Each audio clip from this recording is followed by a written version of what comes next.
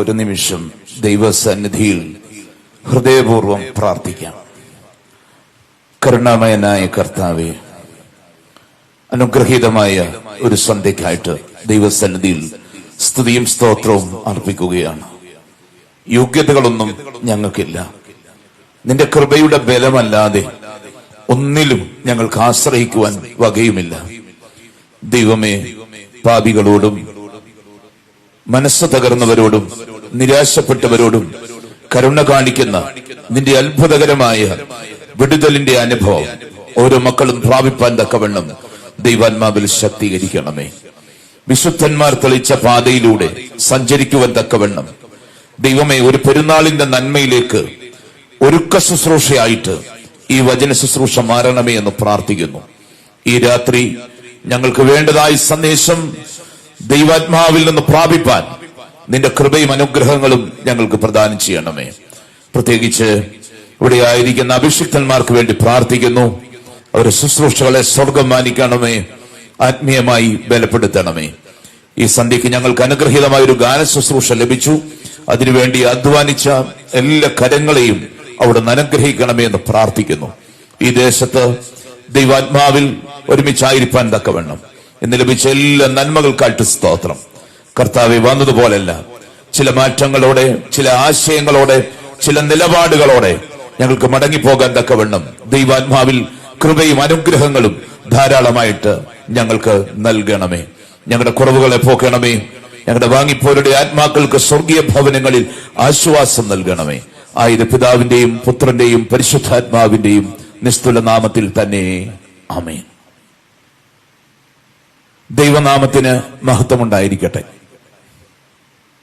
ഏറെ പ്രിയപ്പെട്ട ഇടവകയുടെ വികാരിയച്ഛൻ അതിനായ ടോണച്ചൻ, പ്രിയപ്പെട്ട സുനിലച്ചൻ, ഒപ്പം ഒരപ്പത്തിന്റെ അംശികളായി ഈ ദേശത്ത് ഒരുമിച്ച് വസിക്കുന്ന പ്രിയപ്പെട്ട മാതാപിതാക്കളെ, സഹോദരങ്ങളെ, കുഞ്ഞുങ്ങളെ, എല്ലാവർക്കും ക്രിസ്തയേശുവിൽ സ്നേഹവന്ദനം പ്രത്യേകമായിട്ട് അറിയിക്കുകയാണ്. കർത്താവ് തിരുവചനം അറിയിച്ചത് പുൾപിറ്റൊന്നും കൂടാതെയാണ്. കർത്താവ് പറഞ്ഞ വർത്തമാനത്തിന്റെ പേരാണ് സുവിശേഷം എന്ന് പറയുന്നത്.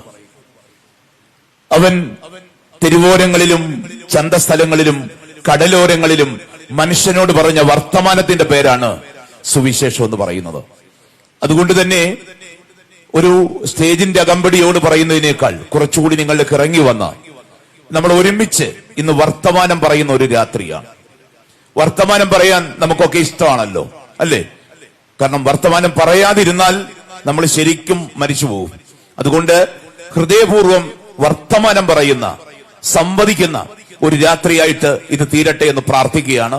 ഓരോ വചന ശുശ്രൂഷ വേദിയും വചനം പഠിക്കുന്ന വേദിയാണ്. അതുകൊണ്ട് അത്തരത്തിൽ പരസ്പരം വർത്തമാനം പറഞ്ഞ് നമുക്ക് ഇന്നത്തെ രാത്രി തിരുവചനത്തിൽ നിന്ന് കുറെ കാര്യങ്ങൾ ചിന്തിക്കുവാനായിട്ട് ഞാൻ ആഗ്രഹിക്കുകയാണ്. ഇന്ന് രാത്രി നിങ്ങളെ ഞാൻ കൂട്ടിക്കൊണ്ടു പോകുന്നത് ഒരു വിരുന്നു വീട്ടിലേക്കാണ്. വിരുന്നു പോകുന്ന ഇഷ്ടമാണോ? ആണോ അല്ലയോ? ആണ്. വിരുന്നു പോകുന്നതെല്ലാം നമുക്ക് ഇഷ്ടമാണ്. അപ്പൊ ഈ വിരുന്നു വീടിന്റെ പ്രത്യേകത എന്തെന്നറിയാമോ? ഇവിടെ വിരുന്നു വന്നിട്ട് പോകുന്ന ഒരാൾ തിരിച്ചു പോകുമ്പോ എങ്ങനെ പോയെന്നറിയാമോ? സമാധാനത്തോടെ തിരിച്ചു പോയത്. ഇന്ന് നമ്മളൊക്കെ എവിടെങ്കിലും വിരുന്നു പോയ നമ്മുടെ സമാധാനം പോകും, ചെല്ലുന്നിടത്ത് സമാധാനം പോകും. അന്നേരമാണ് ഇവിടെ വിരുന്നു പോയാൽ വന്നിട്ട് തിരിച്ചു പോകുമ്പോ എങ്ങനെ പോകുന്നത്? സമാധാനത്തോടെ പോയത്. അങ്ങനെ ഒരു വിരുന്തി നമ്മൾ പങ്കെടുക്കുന്നുണ്ട്. ഏത് വിരുന്നാന്ന് പറയാവോ?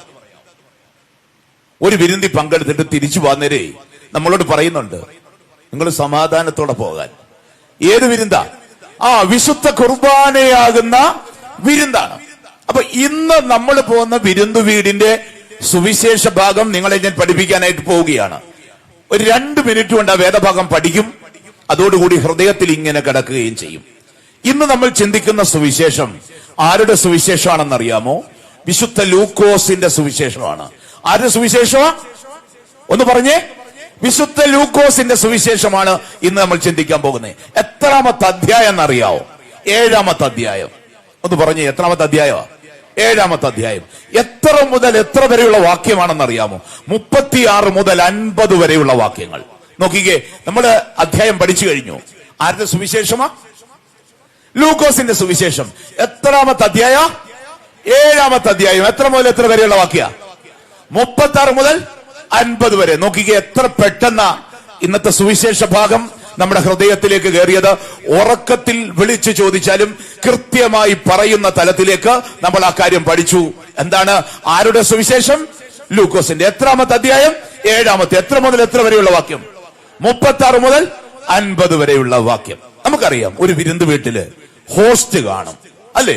ഹോസ്റ്റ് എന്ന് പറഞ്ഞ എന്താ മക്കളെ? ഹോസ്റ്റ് എന്ന് പറഞ്ഞ എന്താ? അത് ഗോസ്റ്റ്, ഭൂതം. ഹോസ്റ്റ് എന്ന് പറഞ്ഞ എന്താ?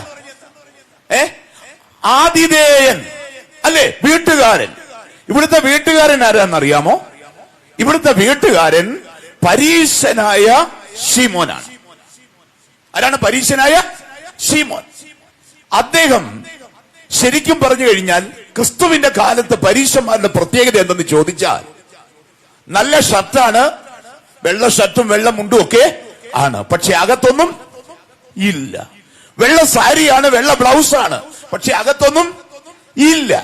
അങ്ങനെ മനുഷ്യൻ, ഈ മനുഷ്യനെ ഇങ്ങനെയുള്ളൊരു സമൂഹത്തെ നോക്കിക്കൊണ്ടാണ് കർത്താവ് പറയുന്നത് വെള്ള തേച്ച ശവക്കല്ലറകളെയെന്ന്. എന്നാൽ ഈ ശീമോന്റെ ഒരു പ്രത്യേകത എന്ന് പറഞ്ഞാൽ, നമുക്കറിയാം, നമ്മൾ ഈ എയർപോർട്ട് വഴിയൊക്കെ ഇങ്ങനെ പോകുമ്പോഴേ വിരാട് കോഹ്ലിയെയും സഞ്ജു സാംസണെയൊക്കെ കണ്ടാൽ നമ്മൾ എന്തായിരിക്കും ചെയ്യാൻ പോന്നെ? ഒരവസരം കിട്ടിയാൽ എന്ത് ചെയ്യും? ഫോട്ടോ എടുക്കും, സെൽഫി എടുക്കും, അല്ലെ? ചെന്നോ വിരാട് കോഹ്ലിയുടെ സഞ്ജു സാംസന്റെ ഒക്കെ അടുത്ത് എന്നിട്ട് നമ്മൾ എന്ത് ചെയ്യും? ഒരു സെൽഫി എടുക്കും. എന്നിട്ട് താമസിയാതെ തന്നെ നമ്മൾ എന്ത് ചെയ്യും? നമ്മുടെ പ്രൊഫൈൽ ഓർ സ്റ്റേറ്റസ് അപ്ഡേറ്റ് ചെയ്യും. എന്നിട്ട് നമ്മൾ അതിനൊരു അടിക്കുറിപ്പും കൊടുക്കും. എന്താണ്? എന്റെ കൂടെ വിരാട് കോഹ്ലി, അല്ലേ? കാരണം ഇത് ആരുടെ പ്രൊഫൈൽ മെച്ചപ്പെടുത്താനാ? ആരുടെ? വിരാട് കോഹ്ലിയുടെയോ? അല്ല. സഞ്ജു സാംസന്റെയോ? അല്ല. പിന്നെ ആരുടെയാ? നമ്മുടെ പ്രൊഫൈൽ മെച്ചപ്പെടുത്താനാ. അന്നത്തെ കാലത്ത് അറിയപ്പെടുന്ന ഗുരുവായിരുന്നു, റാബിയായിരുന്നു ആര്? യേശുക്രിസ്തു. അപ്പോ യേശുക്രിസ്തുവിനെ ശീമോൻ എവിടേക്ക് വിളിച്ചു? വീട്ടിലേക്ക് വിളിച്ചു. ഭക്ഷണം കൊടുക്കാൻ വേണ്ടി വിളിച്ചതാ. എന്തിനാന്നറിയാമോ? ക്രിസ്തുവിനെ മെച്ചപ്പെടുത്താൻ വേണ്ടിയല്ല, സ്വന്തം സ്റ്റേറ്റസ് ഓർ പ്രൊഫൈൽ അപ്ഡേറ്റ് ചെയ്യാൻ വേണ്ടിയാണ് ശീമോൻ ആരെ വിളിച്ചത്? കർത്താവിനെ വിളിച്ചത്. ഞാൻ ഈ മനുഷ്യനെ ഉപമിക്കുന്നത് ഒരു പുസ്തകത്തോടാണ്. ഏത് പുസ്തകമാണെന്നറിയാവോ? ഞാൻ പറയും, നമ്മുടെ പള്ളിയിലൊക്കെ ഇരിക്കുന്ന കുർബാനക്രമത്തോടാണ്. പള്ളിയിലെ കുർബാനക്രമത്തിന്റെ പ്രത്യേകത എന്താ? പുറംചട്ടയൊക്കെ നല്ലതായിരിക്കും. ചിലപ്പോ നമ്മൾ ഈ കുർബാനക്രമം എടുത്ത് തുറക്കുമ്പോഴാണ് അറിയുന്നേ 30-ാമത്തെ പേജ് കഴിഞ്ഞാൽ പിന്നെ 91-ാമത്തെ പേജേ ഉള്ളൂ. നമ്മുടെ ഓർത്തഡോക്സുകാരുടെ ഒരു പ്രത്യേകതയാ, പള്ളിയില് ആരാധിച്ച് 1 കൊല്ലം കഴിയുമ്പോൾ എന്ത് തീർന്നിരിക്കും? എന്ത് തീർന്നിരിക്കും? ആ കുർബാനക്രമം. കാരണം ആരാധന തീരുന്നതിനേക്കാൾ എന്ത് തീരും? ആ കുർബാനക്രമം തിന്ന് ജീവിക്കുന്ന ജീവികളാണ് ആര്? നമ്മൾ. അതുകൊണ്ടാണ് എല്ലാ വർഷവും പുതിയ പുതിയ കുർബാനക്രമം വാങ്ങിച്ചു വെക്കേണ്ടി വരും. ഞാൻ പറയും, ഈ കുർബാനക്രമത്തിന്റെ കൂട്ടൊരു മനുഷ്യനായിരുന്നു ആര്? പരീശൻ. കാരണം പുറംചട്ടയൊക്കെ ഉണ്ട്, അകത്തൊന്നും ഇല്ല. അങ്ങനെ ഒരു മനുഷ്യനായിരുന്നു ആര്? ശീമോൻ. അപ്പൊ ഹോസ്റ്റിനെ മനസ്സിലായോ? മനസ്സിലായി. ഹോസ്റ്റിന്റെ പേരെന്താ? ശീമോൻ. എങ്ങനെയുള്ളവനായിരുന്നു? പരീശനായിരുന്നു, അല്ലെ? പുറമെയെല്ലാം ഉണ്ടെങ്കിലും അകത്തൊന്നുമില്ലാത്തൊരു മനുഷ്യൻ. 2, അവിടുത്തെ ഗസ്റ്റ് ആരാന്നറിയാം? ഗസ്റ്റ് ആരാ? എത്ര കൊല്ലം കൊണ്ട് നമ്മൾ യേശുവിനെ പറ്റി കേൾക്കുന്നുണ്ട്. കൂടുതൽ വിവരണങ്ങൾ അതിനെ സംബന്ധിച്ച് നൽകുന്നില്ല. എന്നാൽ 3-മതൊരാള് ആ വീട്ടിലോട്ട് വരുന്നുണ്ട്.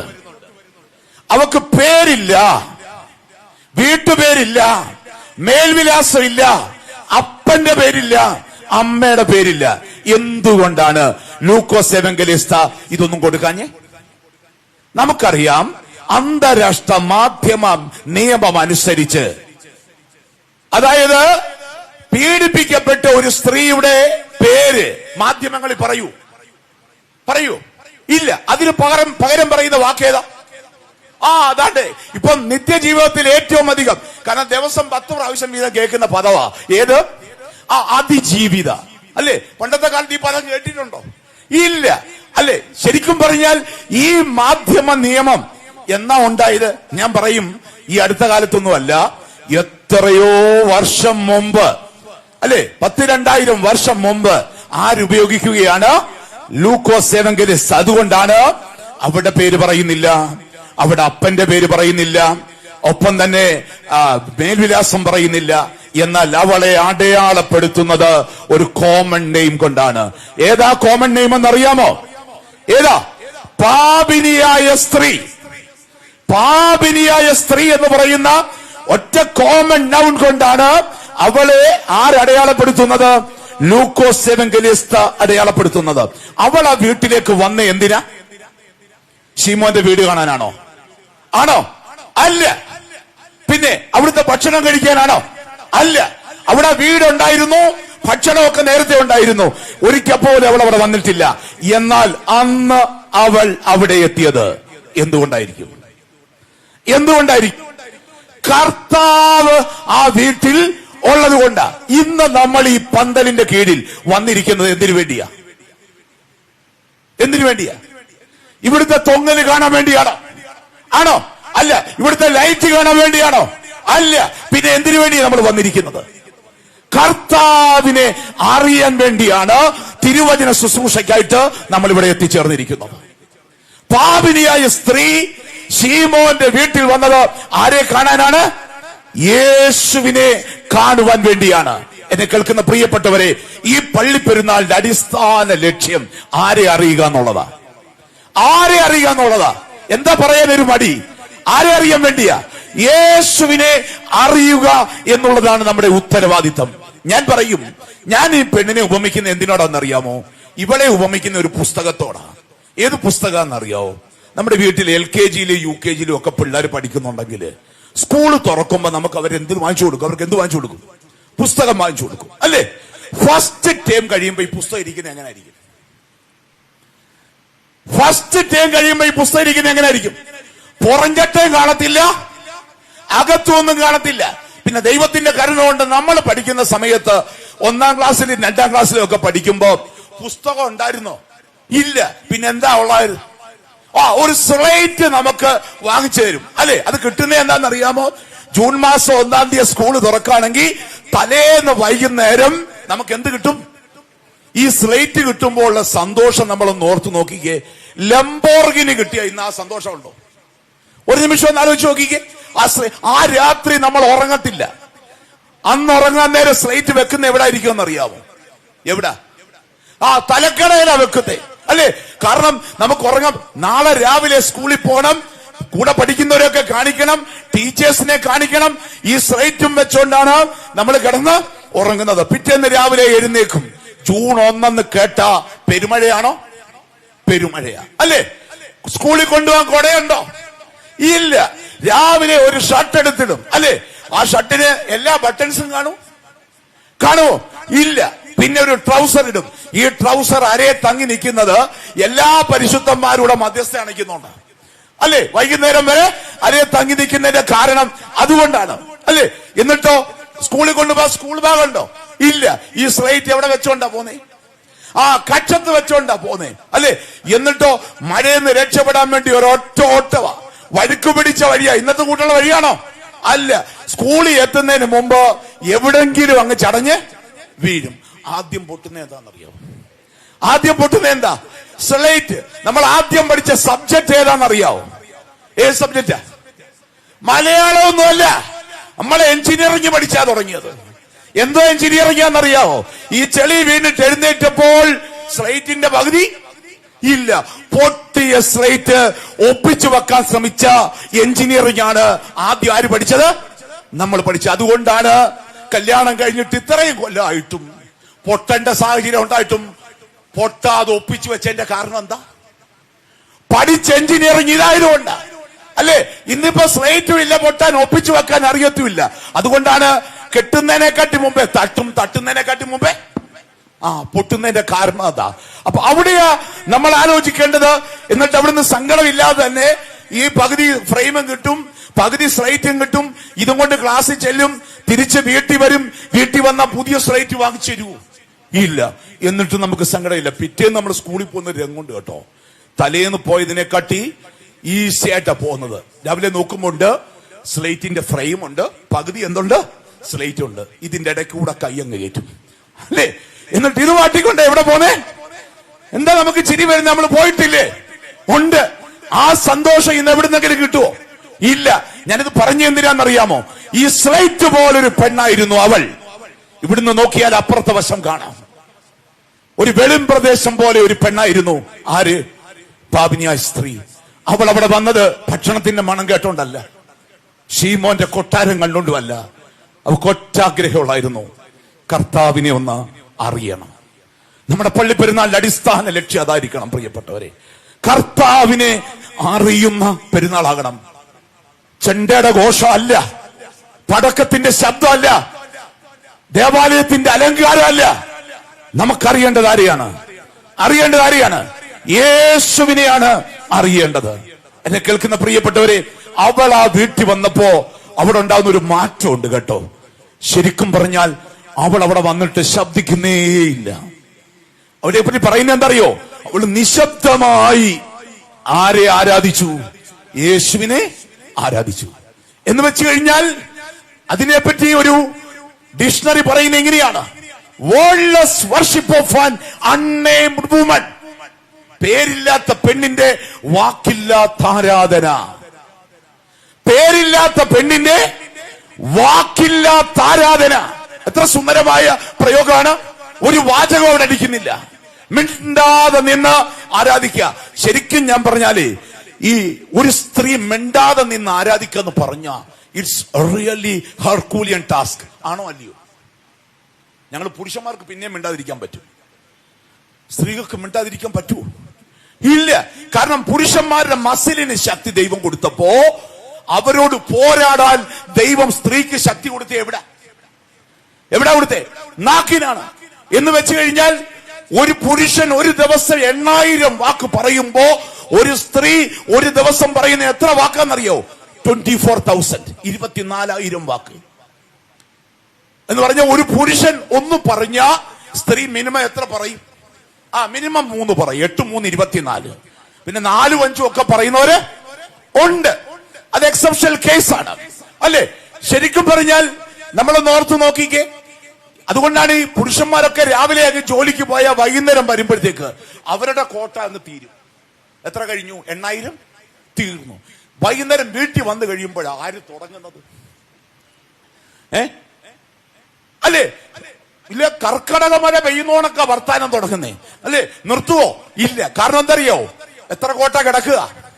24,000 കോട്ട കിടക്കുക. പിന്നെ രാത്രി 11 മണി വരെയൊക്കെ സംസാരിച്ചാൽ ഒരു 22,000 വരെയൊക്കെ പിടിച്ചു നിൽക്കാൻ പറ്റും. ബാക്കി എത്ര കിടപ്പുണ്ട്? 2,000 കിടപ്പുണ്ട്. ഈ 2,000 വെച്ചോണ്ട് കിടന്ന അനുഭവിക്കുന്ന ഒരു ശ്വാസം മുട്ടലുണ്ട് കേട്ടോ. പിന്നെന്താ ചെയ്യുന്നതെന്നറിയാവോ? ബാക്കി ഉറക്കത്തിൽ കിടന്ന് 2,000 അങ്ങ് പറയും. അപ്പൊ എങ്ങനായാലും ഈ 24,000 വർത്തമാനം പറഞ്ഞ് തീർക്കും. ഞാനിത് പറഞ്ഞ എന്തിനാന്ന് ചോദിച്ചു കഴിഞ്ഞാൽ, ഇത്രയും വർത്തമാനം പറയാൻ സാഹചര്യമുള്ള ഒരു സ്ത്രീ ശീമോന്റെ വീട്ടിൽ വന്നപ്പോ അവിടെ ജനക്കൂട്ടമുണ്ട്, VIP-കളുണ്ട്, വർത്താനം പറയുന്നവരുണ്ട്. ഇതൊന്നും മൈൻഡ് ചെയ്യാതെ അവൾ യേശുവിനെ ആരവങ്ങളിൽ അകപ്പെടാതെ യേശുവിനെ മൗനമായി ആരാധിച്ചു. ഇത് നമ്മുടെ ഒരു ഉത്തരവാദിത്തമാണ്. ബഹളങ്ങളുടെ ഒരു ലോകത്ത്, തിരക്കുകളുടെ ലോകത്ത്, ആരവങ്ങളുടെ ലോകത്ത് കർത്താവുമായിട്ടുള്ളൊരു ബന്ധം ഉണ്ടാക്കിയെടുക്കുവാൻ ശ്രദ്ധിക്കണം. രണ്ടാമത് മറ്റൊരു പ്രത്യേകത കൂടി നമുക്കിവിടെ കണ്ടെത്താൻ കഴിയും. എന്തെന്നറിയാമോ? ആ വീട്ടിലെ കുറവെന്താണെന്ന് ആര് കണ്ടെത്തുന്നു? പാപിനിയായ സ്ത്രീ. അതും സ്ത്രീക്ക് ദൈവം കൊടുത്തൊരു കഴിവാണ് അല്ലെ? എവിടെങ്കിലും ചെന്നാൽ അവിടെ എന്തെങ്കിലും ഒരു പോരായ്മ ഉണ്ടെങ്കിൽ കണ്ടെത്തുന്നത് ആരാ? സ്ത്രീകൾ. അത് ദൈവം കൊടുത്തൊരു ഗിഫ്റ്റ്. അതിന്റെ കാരണം എന്തറിയോ? അതിന്റെ ഒരു ഫിസിക്കൽ റീസൺ പറയുന്നത്, പുരുഷന്മാരുടെ കഴുത്തിനെ കാട്ടി ഫ്ലെക്സിബിൾ ആണ് ആരുടെ കഴുത്ത്? സ്ത്രീകൾ. എന്ന് വെച്ചാൽ എന്റെ കഴുത്ത് ഞാൻ ഇവിടുന്ന് ചലിപ്പിച്ച് ഇവിടം വരെ കൊണ്ടുവരുന്നതിനിടയിൽ സ്ത്രീകൾ 3 വട്ടം ചലിപ്പിക്കും. നിങ്ങൾ ചലിപ്പിക്കുന്നോണൊക്കെ ഞാൻ ചലിപ്പിക്കാൻ നോക്കിയാൽ ധന്വന്തരവും തേച്ച് എവിടെ കിടക്കത്തേ ഉള്ളൂ. ഇവിടെ കിടക്കും. അപ്പം ചെറിയ കാഴ്ചകൾ പോലും കണ്ടെത്താനുള്ള ശേഷി ആർക്കുണ്ട്? സ്ത്രീകൾക്കുണ്ട്. അത് മനസ്സിലാക്കണമെങ്കിൽ ഈ കല്യാണമൊക്കെ കഴിഞ്ഞ് ഇത്തിരി വലുതായ 2 പിള്ളേരൊക്കെ ഉള്ള സ്ത്രീകളില്ലേ, ഇവിടെ തിരിപ്പ് കണ്ടിട്ട് മാട്രിമോണിയലി പരസ്യം കൊടുത്തിട്ടിരിക്കുന്ന നടക്കാം. ഉണ്ടോ? ഉണ്ട് അല്ലേ? ശരിക്കും പറഞ്ഞാൽ നിങ്ങൾക്ക് നിങ്ങളുടെ അമ്മയും അപ്പനും വീട്ടിലുണ്ടെങ്കിൽ വീട്ടിലോട്ടൊന്ന് പോകണമെന്ന് വിചാരിച്ചാൽ പെട്ടെന്ന് വിസ കിട്ടുമോ? ഇല്ല. അമേരിക്കൻ വിസ ഇതിനെക്കാട്ടി വേഗത്തിൽ കിട്ടും. 2 ആഴ്ചയൊക്കെ വീട്ടിൽ അച്ചായനോട് ചോദിച്ചെങ്കിലേ വിസ അനുവദിക്കത്തുള്ളൂ. ആ വിസ അനുവദിക്കുന്ന രീതി എങ്ങനെ? നമ്മുടെ പ്രൈവറ്റ് ബസിന്റെ പേരൊക്കെ പറഞ്ഞുകൊണ്ട് രാവിലത്തെ സൊസൈറ്റിക്ക് പോയിട്ട് ഉച്ചക്കലത്തെ കോമേഴ്സിന് ഇങ്ങ് വരണം അല്ലേ? അപ്പൊ നാളെ ഈ വീട്ടിൽ അമ്മയെ കാണാൻ പോകുക എന്ന് പറഞ്ഞാൽ നിങ്ങൾ എത്ര മണിക്ക് എഴുന്നേക്കണം? 4 മണിക്ക് എഴുന്നേക്കണം അല്ലേ?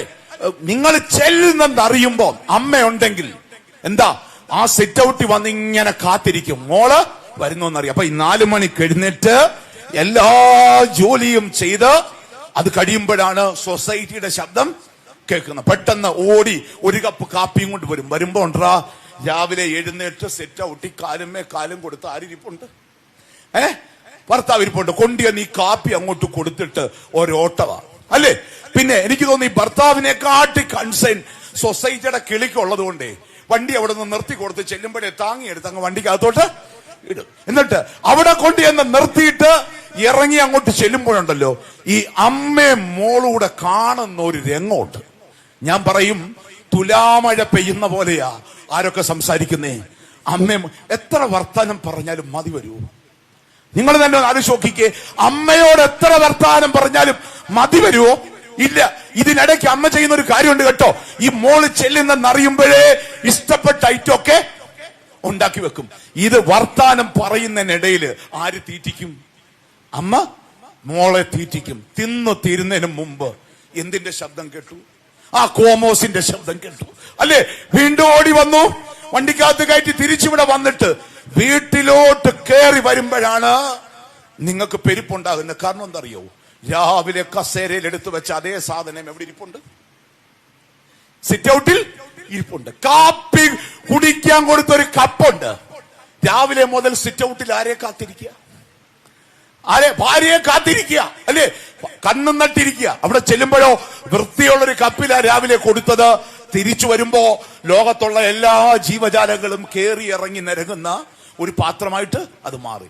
ഇതിന്റെ ഇടയ്ക്കെങ്ങാണം ഇങ്ങേരെ അടുക്കളയിൽ ഒരു കാപ്പി ഇടാൻ വേണ്ടി കയറിയാൽ ആ അടുക്കളയുടെ അവസ്ഥയെ പറ്റി നിങ്ങളൊന്ന് ആലോചിച്ച് നോക്കിക്കേ അല്ലേ? ശരിക്കും പറഞ്ഞാൽ കാപ്പിപ്പൊടി കണ്ടുപിടിക്കാൻ വേണ്ടി ഗൂഗിൾ മാപ്പ് ഇട്ട് പുറകെ പോയി അവിടെ ഇരിക്കുന്ന മുഴുവൻ മസാലപ്പൊടികളും ആര് താഴെ ഇറക്കി വെച്ചിട്ടുണ്ട്? ഭർത്താവ്. അത് കഴിഞ്ഞ് കാപ്പി ഇട്ടൊരു പാത്രമുണ്ട് കേട്ടോ. അതിന്റെ ലക്ഷണം ഒന്ന് കാണണം. ഇത്തിരി വെള്ളം പോലും ഒഴിച്ചിടുവോ? ഇല്ല അല്ലേ? അത് കഴിഞ്ഞിട്ട് ഈ ദേഷ്യമൊക്കെ മനസ്സിൽ വെച്ചിട്ടാണ് പൈപ്പ് അങ്ങോട്ട് തുറന്ന് വെള്ളം ഒഴിച്ചിട്ട് ഈ പാത്രം ഒരയ്ക്കുന്ന ഒരപ്പുണ്ട്. ഞാൻ പറയും ഈ യാത്ര കഴിഞ്ഞു വന്നിട്ട് ഒരയ്ക്കുന്ന പാത്രമായിരിക്കും ആ വീട്ടിൽ ഏറ്റവും നല്ലവണ്ണം വെളുക്കുന്ന പാത്രം. കാരണം ഇത് ഭർത്താവാണെന്ന് ധ്യാനിച്ചോണ്ടാ എന്ത് ചെയ്യുന്നത്? ഒരയ്ക്കുന്നത്. അപ്പൊ ശരിക്കും പറഞ്ഞാൽ ഞങ്ങൾ ആണുങ്ങള് കപ്പും കാണത്തില്ല, പാത്രവും കാണത്തില്ല, കാപ്പിപ്പൊടിയും കാണത്തില്ല. അതിന്റെ കാരണം എന്താണെന്നറിയാമോ? ഞങ്ങളുടെ ചിന്താ വിഷയം എന്താണെന്നറിയാമോ? ഉക്രൈനും റഷ്യയും തമ്മിലുള്ള യുദ്ധം. അമേരിക്ക വെനസ്വേലയിൽ ഇടപെട്ടത് എന്തിനാണ് അല്ലേ? അത് കഴിഞ്ഞ് ഇസ്രയേൽ ഇറാൻ യുദ്ധം എന്തായി തീരും? ട്രംപിന്റെ പുതിയ സാമ്പത്തിക പോളിസി എന്താണ്? എന്നാൽ വീട്ടിലെ കൊച്ചുങ്ങളെ പറ്റിയും കപ്പിനെ പറ്റിയും കറണ്ട് ചാർജിനെ പറ്റിയും ഗ്യാസിന് അടക്കേണ്ട പൈസയെ പറ്റിയൊക്കെ ഓർക്കുന്ന ആരാ? അതുകൊണ്ടാണ് ചെറിയ കാഴ്ചകൾ ഒരമ്മയ്ക്ക് മുമ്പിൽ തെളിഞ്ഞു വരും, ഒരു സ്ത്രീക്ക് മുമ്പിൽ തെളിഞ്ഞു വരും. ശീമോന്റെ വീട്ടിൽ ചെന്നപ്പോൾ അവൾ കണ്ടെത്തി എന്താണെന്നറിയാമോ? യഹൂദ ആതിഥേയ മര്യാദ അനുസരിച്ച് ഒരു വ്യക്തിയെ ക്ഷണിച്ചാൽ ആ വ്യക്തിയുടെ കാല് കഴുകണം, തൈലം തേക്കണം, ചുംബിക്കണം. സ്വന്തം പ്രൊഫൈല് മെച്ചപ്പെടുത്താൻ വേണ്ടി വിളിച്ച ശീമോൻ കർത്താവിന് ഇത് ചെയ്തു കൊടുത്തോ? ഇല്ല. അതാര് കണ്ടുപിടിച്ചു? ആ സ്ത്രീ തിരിച്ചറിഞ്ഞു. അതിനുശേഷം അവക്ക് വരുന്നൊരു മാറ്റമുണ്ട് കേട്ടോ. അവൾ ചെയ്യുന്ന ഒരു രീതിശാസ്ത്രം നമുക്ക് അവിടെ കാണാൻ കഴിയും. 7-ാം അധ്യായം 38-ാം വാക്യം. വിശുദ്ധ ലൂക്കോസ് എഴുതിയ സുവിശേഷം 7-ാം അധ്യായം 38-ാം വാക്യം. അവൾ എവിടെ നിന്നു എന്ന് പറയുന്നുണ്ട്. ആ വീട്ടിൽ എവിടെ നിന്നേ? എന്തിന്റെ പുറകിൽ നിന്നെന്നാ? കർത്താവിന്റെ പാദത്തിന്റെ പുറകിലാണ് ആര് നിന്നത്? അവക്ക് അടുക്കള നിൽക്കാം, ഭക്ഷണം വിളമ്പുന്നിടത്ത് നിൽക്കാം, ഗസ്റ്റ് വന്നിടത്ത് നിൽക്കാം, അതിഥികളുള്ളിടത്തൊക്കെ നിൽക്കാൻ. ഇവിടെ ഒന്നും നിൽക്കാതെ അവൾ നിന്നെ എവിടാ? യേശുവിന്റെ കാലിന്റെ പുറകിൽ. അപ്പോൾ യേശു ക്രിസ്തുവിന്റെ ഇരിപ്പ് നമ്മളൊന്ന് പഠിക്കണം കേട്ടോ. ആരിരിപ്പ? ഇപ്പൊ നമ്മളിപ്പോ ഇരിക്കുന്ന എവിടാ? കസേരയില. ഈ കസേര ഇരിക്കുന്ന നിങ്ങളുടെ പാദത്തിന്റെ പുറകിൽ വന്ന് നിൽക്കാൻ പറ്റുമോ? പറ്റുമോ? ഒന്ന് സിമ്പിളി തിങ്ക്. പറ്റുമോ? പറ്റത്തില്ല. അപ്പൊ കർത്താവിന്റെ ഇരിപ്പ് എന്താണെന്ന് നമ്മൾ പഠിക്കണം. നമുക്കറിയാം, ഇന്റർനാഷണൽ കോൺഗ്രസിന്റെ വർക്കിംഗ് കമ്മിറ്റി കൂടുമ്പോ എവിടാ ഇരിക്കുന്നേ? ശ്രദ്ധിച്ചിട്ടുണ്ടോ? എവിടാ ഇരിക്കുന്നേ? താഴെയാ ഇരിക്കുന്നേ. മഹാത്മാഗാന്ധിയുടെ കാലത്ത് തുടങ്ങിയതാ. ഇനിയിപ്പോ ആ ഇരിപ്പൂടെ ഉള്ളു കേട്ടോ. ഗാന്ധിയുടെ ആ ഇരിപ്പൂടെ മാത്രമേ ഉള്ളൂ ഇനി പോകാനായിട്ട്. ഇനി അത് കഴിഞ്ഞ് നമുക്കറിയാം, നോർത്ത് ഇന്ത്യക്കാര് ഭക്ഷണത്തിനിരിക്കുന്ന എവിടാന്നറിയാവോ? എവിടാ? താഴെയാ. എത്ര സുന്ദരമായിട്ടായിരിക്കുന്നത്. രണ്ട് കാലുമൊക്കെ അങ്ങോട്ട് മടക്കി ഒടിച്ച്, അല്ലെ, ഒരു പാത്രമൊക്കെ എടുത്തു വെച്ച് അതിനകത്ത് ചപ്പാത്തിയും ദാലും അച്ചാറും ഒക്കെ ഇട്ട് അവര് കഴിക്കുന്ന കണ്ട നമുക്ക് തന്നെ കൊതി വരും, അല്ലേ? പക്ഷെ നമുക്ക് അങ്ങനൊന്നും ഇരിക്കാനായിട്ട് പറ്റുമോ? ദൈവത്തിന്റെ കരുണ കൊണ്ട് നമ്മുടെ കൺവെൻഷൻ പന്തൽ നിറച്ച് എന്ത് കിടപ്പുണ്ട്? കസേര. ഞാൻ പഴയ ഇരിപ്പൊന്ന് ആലോചിക്കുകയായിരുന്നു, അല്ലെ? പഴയ മെടഞ്ഞോല അങ്ങോട്ട് ഇട്ടിട്ട് അതിനകത്ത് ഇരിക്കും. ഇത് ഇരുന്ന് കഴിഞ്ഞിട്ട് എഴുന്നേക്കുന്ന ഒരു എഴുന്നേപ്പുണ്ട്. നമ്മുടെയൊക്കെ പിതാക്കന്മാരുടെ കാലത്ത് അവർക്ക് സുന്ദരമായിട്ട് എഴുന്നേക്കാൻ പറ്റുമായിരുന്നു. ഇന്ന് നമ്മൾ ഇരുന്നിട്ട് എഴുന്നേറ്റാല് ഞാൻ പറയും, പതഞ്ജലിയുടെ യോഗസൂത്രയെ പറയുന്ന എല്ലാ യോഗാസനങ്ങളും പുറത്തെടുത്തെങ്കിൽ മാത്രമേ ആർക്ക് എഴുന്നേക്കാൻ പറ്റത്തുള്ളൂ? നമുക്ക്. അതുകൊണ്ടാണ് നമുക്ക് എന്തിട്ട് തന്നേക്കുന്നേ? കസേര ഇട്ട് തന്നേക്കുന്നത്. ശരിക്കും നമ്മളൊന്ന് നോക്കിക്കേ, ഈ നിലത്ത് ഇരിക്കുക എന്ന് പറഞ്ഞാൽ നമ്മളെ സംബന്ധിച്ച് അപ്രാപ്യമാണ്. ഇനി ഒരു ഓണത്തിന് അങ്ങനെ ഇരുന്ന് സദ്യ കഴിക്കാൻ രണ്ടും കൽപ്പിച്ചൊരു തീരുമാനമെടുത്താൽ നമ്മുടെ ഇരിപ്പ് എങ്ങനെ ആയിരിക്കും എന്നറിയോ? കാലൊക്കെ പിടിച്ച് മടക്കി ഒടിക്കും, ഒരു തൂശൻ ഇലയൊക്കെ ഇടും, എല്ലാ ഐറ്റവും വിളമ്പും. പക്ഷേ ജീവിതത്തിൽ ഒരിക്കലും ഒരു മലയാളിക്ക് തന്റെ മുമ്പിൽ വിളമ്പുന്ന ഐറ്റം കാണാൻ പറ്റത്തില്ല. അതിന്റെ കാരണം എന്താണെന്നറിയോ? എത്തി നോക്കേണ്ടി വരും, അല്ലേ? അപ്പൊ ശരിക്കും പറഞ്ഞാൽ ഇവിടെ കർത്താവിന്റെ ഇരിപ്പ് എന്താണെന്ന് പഠിക്കണം. കർത്താവിന്റെ ഇരിപ്പിനെ പറ്റി പറയുന്ന മനോഹരമായ ഒരു ഗ്രീക്ക് വാക്കുണ്ട്. എന്താണെന്നറിയാമോ? കെറ്റാക്ലിനോ. എന്താണ്? കെറ്റാക്ലിനോ. കെറ്റാക്ലിനോ എന്ന് പറയുന്ന ഗ്രീക്ക് വാക്കിന്റെ ഇംഗ്ലീഷ് ട്രാൻസ്ലേഷൻ എന്താന്ന് ചോദിച്ചാൽ റിക്ലൈൻഡ്. എന്താണ്? റിക്ലൈൻ. റിക്ലൈനർ എന്ന് പറഞ്ഞാൽ എന്താ? റിക്ലൈനർ എന്ന് പറഞ്ഞാൽ എന്താ? നമ്മുടെയൊക്കെ പഴയ വീടിന്റെ മുമ്പിൽ ഇട്ടേക്കുന്ന ഒരു ചാരുകസേര ഉണ്ടായിരുന്നല്ലോ, അല്ലെ? അതിന് പറയുന്ന പേര് എന്തെന്ന് പറയുന്നത്? റിക്ലൈനർ. പഴയ ചാരുകസേര. ഞാൻ പറയും, പഴയ അമ്മച്ചിമാർ ഇപ്പോഴും അത് കണ്ട തൊട്ടൊന്ന് കുരിശു വരയ്ക്കും. അതിന്റെ കാരണം എന്താണെന്നറിയാവോ? പണ്ടത്തെ ഏറ്റവും വലിയ പ്രശ്നം എന്തെന്ന് ചോദിച്ചു കഴിഞ്ഞാൽ, വീട്ടിൽ പിള്ളേരുടെ എണ്ണം കൂടുതലാ, അല്ലെ? 10, 8, 9, 11 ഒക്കെ ഉണ്ട്. വരുമാനം കുറവാ, അല്ലെ? ശരിക്കും പറഞ്ഞാൽ രാവിലെ ഈ കാരണവര് കയറി അളന്നു കൊടുക്കും. എന്താ? ഇടങ്ങഴി അരിയും ഇടങ്ങഴി കപ്പയും. ഇത് വെച്ചു വിളമ്പിയാൽ പിള്ളേർക്ക് തികയോ? ഇല്ല. അവസാനം പട്ടിണി കിടക്കുന്ന ആരാ? എനിക്ക് വിശപ്പില്ലെന്ന് പറഞ്ഞ്, അല്ലെ, മനഃപൂർവ്വമല്ലാത്തൊരു കള്ളം പറഞ്ഞിട്ട് വയറ് മുറുക്കി ഉടുത്തിട്ട് ഉറങ്ങിയ അമ്മമാരെ നമ്മളൊന്ന് ഓർത്ത് നോക്കിക്കേ. എത്ര സങ്കടത്തോടെ അവർ വളർത്തിയത്. അപ്പം അന്നത്തെ അമ്മമാര്, ഞാൻ പറയാം, അന്നത്തെ അമ്മമാര് കണ്ടുപിടിച്ച സാധനമാണ്. ഏതാണെന്നറിയാവോ? ഈ റിക്ലൈനർ. കാരണം രാവിലെ ഈ മൂശാട്ടയായ മൂപ്പിലാനെ എഴുന്നള്ളിച്ച് എവിടെ കൊണ്ടുവന്നിടും. അപ്പൊ ഇതിന്റെ ഇരിപ്പിടം എന്ന് പറഞ്ഞാൽ എന്താ? തുണിസഞ്ചിയാ. ഒരു തലത്തിൽ എഴുന്നേക്കാൻ പറ്റൂ? ഇല്ല. ഇനി ഒരു തരത്തിൽ ഇയാൾ എഴുന്നേക്കാതിരിക്കാൻ വേണ്ടി എന്തുകൂടെ കൊണ്ടുകൊടുക്കുമെന്ന് അറിയാവോ? ഒരു മുറുക്കാൻ. ഇയാൾ തുപ്പിയാ പോലും എഴുന്നേക്കാൻ പാടില്ല. അതുകൊണ്ടാണ് ഒരു കാലത്തെ അമ്മച്ചിമാര് രക്ഷപ്പെട്ടത്. എന്തുള്ളത് കൊണ്ടാ? ഈ ചാരുകസേര ഉള്ളതുകൊണ്ടാ. അപ്പൊ ഈ കർത്താവിന്റെ ഇരിപ്പിനെ പറ്റി പറയുന്നത് എങ്ങനെയാണെന്ന് അറിയാമോ? അതായത് യഹൂദന്മാര് ഭക്ഷണത്തിന് ഇരിക്കുന്നത് അധികം പൊക്കമില്ലാത്തൊരു ഇരിപ്പിടമുണ്ട്. അധികം പൊക്കമില്ല. നമ്മുടെ നാട്ടിലൊക്കെ കൊരണ്ടി എന്ന് പറയും, അല്ലേ മക്കളെ? കൊരണ്ടി കണ്ടിട്ടുണ്ടോടാ? ഇല്ല. തിരുവനന്തപുരം മ്യൂസിയത്തിൽ ഒന്ന് കൊണ്ടുപോകണം കേട്ടോ. ഇപ്പൊ ഇരിപ്പുണ്ട്, അവിടെ സാധനമുണ്ട്. തിരുവനന്തപുരം മ്യൂസിയത്തിലുണ്ട്. എന്തിരിപ്പുണ്ട്? കൊരണ്ടി. പിള്ളേർക്ക് അറിയത്തില്ല കൊരണ്ടി എന്തുവന്ന്, അല്ലെ? നമ്മുടെ അമ്മച്ചിമാരൊക്കെ ഒരു കാലത്ത് ഇരുന്ന് കാര്യങ്ങൾ നിർവഹിച്ച നമ്മുടെ അമ്മച്ചിമാരൊക്കെ സിംഹാസനവാ. എന്തെന്ന് പറയുന്നത്? കൊരണ്ടി എന്ന് പറയുന്നത്. ഈ കൊരണ്ടി എന്ന് പറഞ്ഞ സാധനം എന്നില്ലായിരുന്നു ഈ പിള്ളേർക്ക്. ഇപ്പോഴത്തെ പിള്ളേർക്ക് അറിയത്തില്ല. അപ്പോ ഇതുപോലെ പൊക്കം എന്ന് പറഞ്ഞ ഒരു ഇരിപ്പിടമായിരുന്നു. ഈ ഇരിപ്പിടത്തിന്റെ പ്രത്യേകത, കാല് പുറകോട്ടില്ല ഇട്ടിട്ട് കൈ ഇടതുവശത്തോടൊന്ന് ചായ്ച്ച് വലത് കൈ ഫ്രീ ആക്കിയിരിക്കുന്ന ഇരിപ്പിന് പറയുന്ന പേരാണ് എന്തെന്ന് പറയുന്നത്? കാറ്റാക്ലിനോ അഥവാ ഈ റിക്ലൈൻ എന്ന് പറയുന്ന ആ പദം എന്ന് പറയുന്നത്. അപ്പൊ ക്രിസ്തുവിന്റെ പാദം എങ്ങോട്ടിട്ടിരിക്കുക?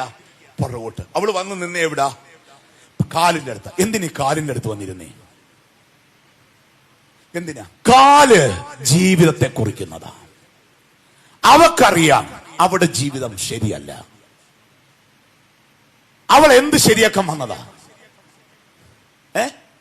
അവൾ എന്ത് ശരിയാക്കാൻ വന്നതാ? അവളെ ശരിയാക്കാൻ വേണ്ടി വന്നതാ. നമ്മൾ വന്നത് എന്തിനു വേണ്ടി?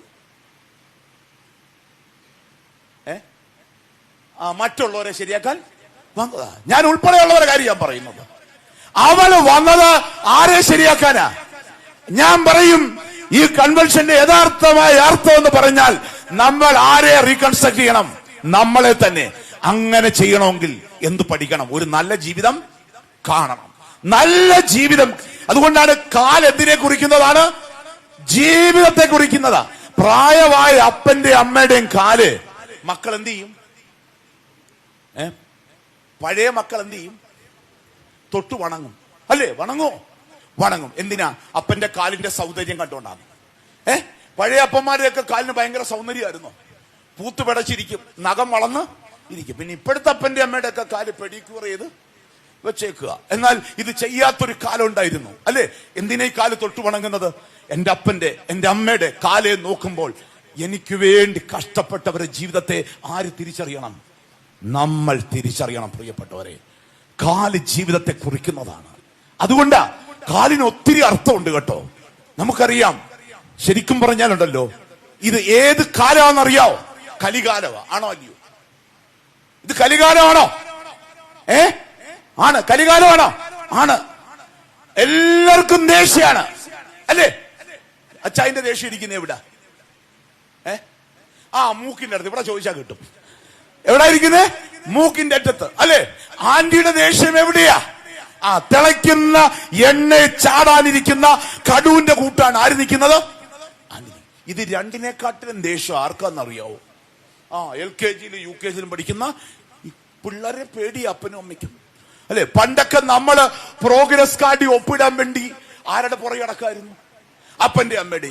ഇന്ന് മക്കളുടെ പുറവിൽ നമ്മൾ നടക്കുക. മോനെ ഞാനൊന്ന് ഒപ്പിട്ടേട്ടോടാ, അല്ലേ എന്നും പറഞ്ഞുകൊണ്ട് നടക്കും. പിള്ളേരുടെ കോപത്തിന്റെ മുമ്പിൽ നമുക്ക് പിടിച്ചു നിൽക്കാൻ പറ്റുന്നുണ്ടോ? ഒന്നാലോചിച്ച് നോക്കിക്കേ. നമ്മൾ തോറ്റുപോകുന്നത് ആരുടെ മുമ്പില? പിള്ളേരുടെ മുമ്പില. പിള്ളേരുടെ ദേശത്തിന്റെ മുമ്പിലാണ് ഓരോ അപ്പനും അമ്മയും തോറ്റുപോകുന്നത്. പ്രിയപ്പെട്ടവരെ, അതുകൊണ്ട് ഈ കലി കയറുന്നത് ഇതിലെ കൂടാന്നറിയാവോ? കലി കയറുന്നതിലെ കൂടാ. ആലോചിച്ചിട്ടുണ്ടോ? നമ്മൾ പറയാറില്ലയോ? അത് കേട്ടപ്പം പെരുവരലേ അങ്ങ് പെരുപ്പ് തുടങ്ങി. അപ്പൊ പെരുപ്പ് തുടങ്ങുന്നതിലെ കൂടാ. പെരുപ്പ് തുടങ്ങുന്നതിലെ കൂടാ. കാലേ കൂടാണ് പെരുത്ത് തുടങ്ങുന്നത്. അതുകൊണ്ടാണ് കലി കയറുന്നിടത്തിന് പറയുന്ന പേരാണ് എന്തെന്ന് പറയുന്നത്? കാലെന്ന് പറയുന്നത്. രണ്ട്, കാലം കയറുന്നതിലെ കൂടാന്നറിയാവോ? അത് ആലോചിച്ചിട്ടുണ്ടോ? നമ്മുടെ പൗരസ്ത്യ പ്രാർത്ഥനയെ പറയുന്നുണ്ടത്. പൗരസ്ത്യ പ്രാർത്ഥനയില് കാലിൽ തുടങ്ങി തലവരെയെത്തോളം അനുതാപത്തിനായി ധൃതിപ്പെട്ടുകൊണ്ടിരിക്കണം. കാലിൽ തുടങ്ങി തലവരെയെത്തോളം അനുതാപത്തിനായി ധൃതിപ്പെട്ടുകൊണ്ടിരിക്കണം. എന്തിനെ പറ്റിയാ പറയുന്നതെന്നറിയാവോ? പ്രാർത്ഥനയില് മരണത്തെ പറ്റിയാ. മരണം ആരംഭിക്കുന്ന എവിടുന്ന? മരണം ആരംഭിക്കുന്ന എവിടുന്ന? കാലെന്നാ തുടങ്ങുന്നത്. മരിക്കുന്ന ഒരാളുടെ ആദ്യം തണുക്കുന്ന അവയവം ഏതാണെന്നറിയാവോ? ഏതാ? കാല് തണുത്തു തുടങ്ങുമ്പോ ഓർത്തോണം, ഏകദേശം എന്ത് തീരാറായി? പണി തീരാറായി. കാല് തണുക്കുമ്പോ ഓർത്താ മതി. അതേ ചിലൊക്കെ കാല് തിരുമ്മി നോക്കുന്നു കേട്ടോ, തണുപ്പുണ്ടോന്ന്. പതിവ് കൂടുതൽ ഒരു തണുപ്പ് ഇപ്പൊ ഫീൽ ചെയ്യുന്നുണ്ട്, അല്ലേ? കാല് തണുക്കും. അതുകൊണ്ട് ഈ അടുത്ത സമയത്ത് ഒരപ്പച്ചൻ ഇച്ചിരി ഗുരുതരായിട്ട് കിടക്ക. 3 മക്കളാ. 2 പേര് ലണ്ടനിലും ഒരാള് കാനഡയിലുമാ. അപ്പച്ചന് വയ്യാന്ന് പറഞ്ഞപ്പോ സ്നേഹമുള്ള 3 മക്കളും ഇങ്ങ് നാട്ടിൽ വന്നു. അവർ തിങ്കളാഴ്ചയാ വന്നു. അവർക്ക് തിരിച്ചെന്ന് പോകണമെന്നറിയാവോ? ശനിയാഴ്ച പോകണം. ശനിയാഴ്ച പോകണം. ഞായറാഴ്ച അവിടെ എത്തുന്ന അടുത്ത തിങ്കളാഴ്ച ഡ്യൂട്ടിക്ക് കയറണം. മക്കളും 3 പേരും വന്നേ എന്തിനാന്നറിയാവോ? എന്തിനാ? കട്ടിലേ കിടക്കുന്ന അപ്പനെ കൊണ്ടുവന്ന് അടക്കിയിട്ട് പോകാൻ വേണ്ടി വന്നതാ. തിങ്കളാഴ്ച വന്നതിന്റെ ക്ഷീണം മാറി കഴിഞ്ഞപ്പോൾ 3 മക്കളുടെ കസേരയിട്ട് ആരടുത്തിരിക്കാൻ തുടങ്ങിയെന്നറിയാവോ? അപ്പച്ചന്റെ അടുത്തിരിക്കാൻ തുടങ്ങി. എന്നിട്ട് ഓരോ മണിക്കൂർ കഴിയും തോറും ഓരോ മക്കളും എഴുന്നേറ്റ് ചെന്നിട്ട് എവിടെ പിടിച്ചു നോക്കും? ബഹുമാനം കൊണ്ടല്ല കേട്ടോ, കാല് തണുത്തോന്ന് അറിയാൻ വേണ്ടിയാ. പക്ഷെ 3 മക്കള് ഓരോ മണിക്കൂർ കഴിയുന്തോറും മാറിയും തിരിഞ്ഞും കാലിന് പിടിച്ചപ്പോ വല്യപ്പന്റെ കാലങ്ങ് ചൂട് പിടിച്ചു. പിന്നെ 6 മാസോടെ ജീവിച്ചിരുന്നെന്നാ പറഞ്ഞ്. അതുകൊണ്ട് ഇനി കാലെ പിടിക്കുന്നതൊക്കെ സൂക്ഷിച്ചു വേണം. അപ്പൊ എന്തായാലും കാലം കയറുന്നതും കാല് വഴി, കലി കയറുന്നതും കാല് വഴിയാണ്. എന്നാൽ കാല് എന്തിനെ കുറിക്കുന്നു? ജീവിതം. അതുകൊണ്ടാണ് റോമർക്കെഴുതിയ ലേഖനം 10-ാം അധ്യായം 15-ാം വാക്യത്തിൽ പറയുന്നു, നന്മ സുവിശേഷിക്കുന്നവരുടെ പാദങ്ങൾ എത്ര മനോഹരം. റോമർക്കെഴുതിയ ലേഖനം 10-ാം അധ്യായം 15-ാം വാക്യത്തിൽ പറയുന്നു, നന്മ സുവിശേഷിക്കുന്നവരുടെ പാദങ്ങൾ എത്ര സുന്ദരം. എന്നെ കേൾക്കുന്ന പ്രിയപ്പെട്ടവരെ, നമ്മുടെ പാദങ്ങൾ നമ്മുടെ ജീവിതമാണ്. നമ്മുടെ ജീവിതം നന്മ നിറയുന്നതാകുമ്പോൾ നമ്മുടെ ജീവിതത്തിന് എന്തുണ്ടാകും? ചന്തമുള്ള ജീവിതം ഉണ്ടാകും, മനോഹരമായ ജീവിതം ഉണ്ടാകും. പൗലോസ്ലീഹയെ പറ്റി പറയുന്ന ഒരു പാരമ്പര്യ അനുഭവമുണ്ട്. പൗലോസ്ലീഹ റോമിലെ കാരാഗ്രഹത്തിൽ കിടക്കുക, കാലയിൽ ചങ്ങലയിട്ടിട്ടുണ്ട്. ചങ്ങലയിട്ടിട്ട് പൊട്ടി, എന്നിട്ട് പൊട്ടിയട്ടി കാലിങ്ങനെ ചോരയും നീരും ഒലിക്കുകയാണ്. നീര് വെച്ച് പാദങ്ങളൊക്കെ വലുതായിട്ടുണ്ട്. സഹിക്കാൻ പറ്റാത്ത വേദന. കാരാഗ്രഹത്തിന്റെ ആ കോണിലിരുന്ന് പൗലോസിരുന്ന് ഞരങ്ങുക, വേദന സഹിക്കാൻ വയ്യാതെ. ഒരുപക്ഷെ വിശുദ്ധ പൗലോസിന്റെ ലേഖനങ്ങളൊക്കെ വായിക്കുമ്പോൾ നമ്മൾ ആ ഒരു ഓർമ്മ പോലും ഇല്ലാതെ പലപ്പോഴും വായിക്കുന്നത്. കാരാഗ്രഹത്തിന്റെ കോണിലിരുന്ന് കാലിലിട്ട ചങ്ങല കൊണ്ട് പൊട്ടി ഒലിക്കുന്ന ആ പാദങ്ങളുടെ വേദന സഹിക്കവയ്യാതെ പൗലോസ്ലീഹ ആ കാരാഗ്രഹത്തിന്റെ കോണിലിരുന്ന് ഞരങ്ങുമ്പോ കാരാഗ്രഹത്തിന്റെ കാവൽക്കാരൻ വന്നിട്ട് പൗലോസിനോട് ചോദിക്കുന്നുണ്ട്, പോളെ, നിനക്കിതിന്റെ ആവശ്യമുണ്ടോടാ? കാരണം അയാൾക്കറിയാം പൗലോസ് ആരാന്ന്. യഹൂദ വംശജന, റോമ പൗരന, ഗമാലിയലിന്റെ പാദപീഠത്തിൽ നിന്ന് പഠിച്ചവന. അന്നത്തെ കാലത്ത് അറിയപ്പെടാത്ത ഒരു ഫിലോസഫിയും അദ്ദേഹത്തിനില്ല. സോക്രട്ടീസിനെയും പ്ലേറ്റോയെയും അരിസ്റ്റോട്ടിലിനെയും സ്റ്റോയിസവും എപ്പിക്യൂറിനസവും ഉൾപ്പെടെയുള്ള സർവ്വ ഫിലോസഫിയും പഠിച്ച ഒരാളാണ് ആര്? പൗലോസ്. എടാ, നിനക്ക് ഇതിന്റെ ആവശ്യമുണ്ടോ? അതിന് പൗലോസ്ലീഹ കൊടുക്കുന്ന ഒരു മറുപടി ഉണ്ട്. എന്തെന്നറിയാമോ? എന്റെ മുറിവുകൾ എന്റെ പ്രശംസയായ കർത്താവിന് വേണ്ടിയാണ്. എന്നെ കേൾക്കുന്ന പ്രിയപ്പെട്ടവരെ, പൗലോസിന്റെ കാലിൽ നോക്കിയാൽ നമുക്ക് ആരെ കാണാൻ പറ്റും? യേശുവിനെ. നമ്മുടെ കാലിൽ നോക്കിയാൽ മിഞ്ചി കാണാം, ഇല്ലയോ? നമ്മളൊന്നാലോചിച്ച് നോക്കിക്കേ, പൗലോസിന്റെ കാലെ നോക്കിയാൽ ആരെ കാണാം? ക്രിസ്തുവിനെ. പ്രിയപ്പെട്ടവരെ, പാപിനിയായ സ്ത്രീ പൗലോസിന്റെ പാദപീഠത്തിൽ വന്നിട്ട് അവന്റെ പാദത്തിലേക്ക് നോക്കി എന്തു പഠിക്കുകയായിരുന്നു? അവന്റെ ജീവിതം പഠിക്കുകയായിരുന്നു. അതുകൊണ്ടാ പാട്ടുകാരൻ കുറിക്കുന്നത്, യേശുവിൻ തിരുപാദത്തിൽ ഇരുന്ന് കേൾക്കുന്ന. എന്നെ കേൾക്കുന്ന പ്രിയപ്പെട്ടവരെ, ക്രിസ്തുവിന്റെ പാദത്തിൽ നിന്ന് പഠിക്കുന്നത് അവന്റെ ജീവിതമാണ്. അതുകൊണ്ട് ഈ കൺവെൻഷൻ 1 നമ്മുടെ നിൽപ്പിനെ ക്രമപ്പെടുത്തുന്ന പെരുന്നാളാകണം. നമ്മുടെ നിൽപ്പിനെ ക്രമപ്പെടുത്തുന്ന പെരുന്നാളാകണം. യേശുവിന്റെ പാദപീഠത്തിൽ നോക്കി ജീവിതം പഠിക്കാൻ കഴിയണം. അപ്പൊ 1 നിൽപ്പ, 2 എന്താണെന്നറിയോ? അവളൊരു യാത്ര തുടങ്ങുന്നു. ഇരുന്നോണ്ടും നിന്നോണ്ടും ഒക്കെ യാത്ര ചെയ്യാൻ പറ്റുമോ? ഇപ്പൊ പന്തലിരിക്കുക, യാത്ര ചെയ്യാൻ പറ്റും. ഇവിടെ ഇരുന്നോണ്ട് നിങ്ങൾ ഇപ്പൊ എവിടൊക്കെ പോയിട്ടുണ്ട് അല്ലേ? ടിക്കറ്റ് വേണോ? വേണ്ട. ബസ് കയറണോ? വേണ്ട. മനസ്സുകൊണ്ട് നമുക്ക് എവിടെയും യാത്ര ചെയ്യാം. എന്നാൽ 7-ാം അധ്യായം 38-ാം വാക്യത്തിൽ തന്നെ പറയുന്നുണ്ട്, അവിടെ യാത്രയുടെ ലക്ഷണം അവിടെ കാണാൻ കഴിയും. അവൾ യേശുവിന്റെ പാദപീഠത്തിൽ നോക്കിയപ്പോൾ അവൾ എന്ത് ചെയ്യാൻ തുടങ്ങിയെന്നറിയാമോ? കരയാൻ തുടങ്ങി. നമ്മളൊന്ന് ഓർത്ത് നോക്കിക്കേ, യേശുവിന്റെ പാദപീഠത്തിൽ നോക്കിയപ്പോൾ അവൾ എന്ത് ചെയ്യാൻ തുടങ്ങി? എന്തിനാ അവൾ കരഞ്ഞത്? കാരണം വൃത്തിയുള്ള ഒരു ജീവിതം കണ്ടപ്പോഴാ സ്വന്തം വൃത്തികേട് മനസ്സിലായത്. നമ്മുടെ ഏറ്റവും വലിയ കുഴപ്പം ഇന്ന് നമുക്ക് വൃത്തികേടുകൾ മനസ്സിലാകുന്നില്ല എന്നുള്ളതാണ്.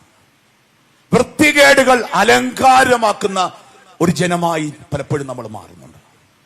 കർത്താവിന്റെ കാലെ നോക്കിയപ്പോൾ വൃത്തിയുള്ള ജീവിതം എന്താണെന്നും വൃത്തികെട്ട ജീവിതം എന്താണെന്നും ആർക്ക് മനസ്സിലായി? പാപിനിയായ സ്ത്രീ. അപ്പോൾ അവളുടെ തെറ്റോർത്തിട്ട് അവൾ എന്ത് ചെയ്യാൻ തുടങ്ങി? കരയാൻ തുടങ്ങി. പ്രിയപ്പെട്ടവരെ, ഈ പെരുന്നാൾ 2 തുള്ളി കണ്ണുനീരിന്റെ പെരുന്നാളാകണം. ഞാനൊരു ചോദ്യം ചോദിക്കാം, ദുഃഖത്തിന്റെ പെരുന്നാൾ ഏതാണെന്നറിയാവോ?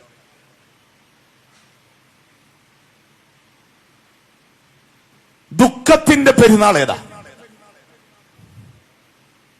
ദുഃഖ വെള്ളിയാഴ്ച പെരുന്നാളേ അല്ല. നമ്മള് ചൊവ്വാഴ്ചത്തെ ശീമ നമസ്കാരത്തിൽ പാടുന്നുണ്ട്, താപത്തിൻ വൻ പെരുന്നാളല്ലോ കണ്ണീർ വർഷം. താപത്തിൻ വൻ പെരുന്നാളല്ലോ കണ്ണീർ വർഷം. ദുഃഖത്തിന്റെ പെരുന്നാളാണ് അനുതാപത്തിന്റെ കണ്ണുനീർ. ദുഃഖത്തിന്റെ പെരുന്നാളാണ് അനുതാപത്തിന്റെ കണ്ണുനീർ. പാപിനിയായ സ്ത്രീ യേശുവിന്റെ പാദത്തിൽ നോക്കി കരയാൻ തുടങ്ങി. എന്നെ കേൾക്കുന്ന പ്രിയപ്പെട്ടവരെ, നമ്മളാരും വിശുദ്ധരല്ല. നമുക്കൊക്കെ കുറവുണ്ട്, വീഴ്ചയുണ്ട്, പാപികളാണ്, അല്ലെ? പാപികൾക്ക് വേണ്ടിയാ പള്ളിയുള്ളത്, അല്ലെ? മോചനമതിനായി വിശുദ്ധന്മാരെ വരുവീന്നാണോ? അല്ല, മോചനമതിനായി പാപികളെ വരുവീൻ. പ്രിയപ്പെട്ടവരെ, കുറവില്ലാത്ത ഒരു മനുഷ്യരുമില്ല. പക്ഷേ കുറവുകളെ പറ്റി ഓർത്ത് ദൈവസന്നിധി എന്ത് ചെയ്യണം? കരയണം. ഒരു കുഞ്ഞ് പിറന്നാല് ആദ്യം അറിയുന്ന രുചി എന്തിന്റെ രുചിയാണെന്നറിയാവോ? കണ്ണുനീരിന്റെ രുചിയാ. കാരണം പിറക്കുന്ന കൊച്ചുങ്ങൾ എങ്ങനെയാ പിറക്കുന്നേ? കരഞ്ഞോണ്ടാ പിറക്കുന്നേ, അല്ലേ? ഇനി ഏതെങ്കിലും കൊച്ച് പിറക്കുമ്പോ കരഞ്ഞില്ലേ, പിറപ്പിക്കുന്ന ഡോക്ടർ എന്ത് ചെയ്യും? കരയിപ്പിക്കും, അല്ലേ? ദൈവം എത്ര അത്ഭുതകരമായിട്ടാ നമ്മുടെ വായൊക്കെ ഫിറ്റ് ചെയ്ത് വെച്ചേക്കുന്നേ. ഈ കരയുന്ന കണ്ണുനീര് ഒലിച്ചിറങ്ങുന്ന എങ്ങോട്ടാ? വായിലോട്ടാ, അല്ലേ? കണ്ണുനീരിന്റെ ടേസ്റ്റ് എന്താ? കണ്ണീരിന്റെ ടേസ്റ്റ് അറിയാത്ത ആരെങ്കിലും ഇവിടെ ഉണ്ടോ? ഇല്ല. ഏത് ടേസ്റ്റാ? ഉപ്പാണ്. അതുകൊണ്ടാണ് മലയാളത്തിന്റെ പ്രിയപ്പെട്ട കവി ഇടശ്ശേരി ഗോവിന്ദൻ നായർ എഴുതുന്നുണ്ട്, ഇടയ്ക്ക് കണ്ണീരുപ്പ് പുരട്ടാൻ എന്തിന് ജീവിത പലഹാരം എന്ന് വെച്ചാൽ ജീവിതത്തെ കവി എന്തിനോട് ഉപമിക്കുന്ന? പലഹാരത്തോടാ. കണ്ണീരിന്റെ ഉപ്പ് പെരണ്ടില്ലെങ്കിൽ ജീവിതത്തിന് ടേസ്റ്റ് കാണുവോ? ഇല്ല. കണ്ണീരിന്റെ ഉപ്പ. തലശ്ശേരി ബിരിയാണി വെച്ചു, ഉപ്പിന്റെ കൊള്ളത്തില്ല. ജീവിതത്തിന്റെ രുചി പകരുന്ന ഏതുപ്പ? കണ്ണീരിന്റെ ഉപ്പ. ആണോ അല്ലയോ? ആണ്, അല്ലേ? പണ്ട് പഠിക്കാൻ പറഞ്ഞപ്പം നല്ല ഒന്നാം തരം തല്ലും തന്ന് പഠിക്കാൻ വിട്ടപ്പം നമ്മൾ പഠിക്കാൻ പോയി. നമ്മൾ പഠിച്ചുകൊണ്ടിരുന്നപ്പം നമ്മുടെ അറിയാതെ നിറഞ്ഞ് എവിടെ കൊഴുകി വീണു? പുസ്തകത്തിലേക്ക്. പക്ഷേ ഇന്ന് നല്ല ജോലിയൊക്കെ കിട്ടി, ശമ്പളമൊക്കെ വാങ്ങിക്കുമ്പോൾ ജീവിതത്തിന്റെ ടേസ്റ്റ് ഏതാ? അന്നൊഴുക്കിയ കണ്ണുനീരാണ്, അല്ലേ? നമ്മുടെ മാതാപിതാക്കൾ പായിൽ മുട്ടിന്മേൽ നിന്ന് കണ്ണുനീരോടെ പ്രാർത്ഥിച്ചതിന്റെ ടേസ്റ്റാ ഇപ്പൊ ആരനുഭവിക്കുന്നേ? നമുക്ക് അനുഭവിക്കുന്നേ. അത് മാത്രം ഓർത്താൽ മതി പ്രിയപ്പെട്ടവരെ. കണ്ണീര് ജീവിതത്തിന് രുചി പകരുന്നതാണ്. നമുക്കറിയാം, ഭാരതത്തിന്റെ ഇതിഹാസമാണ് മഹാഭാരതം, അല്ലേ? മഹാഭാരതം എഴുതിയ ആരാ കുഞ്ഞുങ്ങളെ? വാൽമീകി. അപ്പൊ രാമായണം എഴുതിയതോ?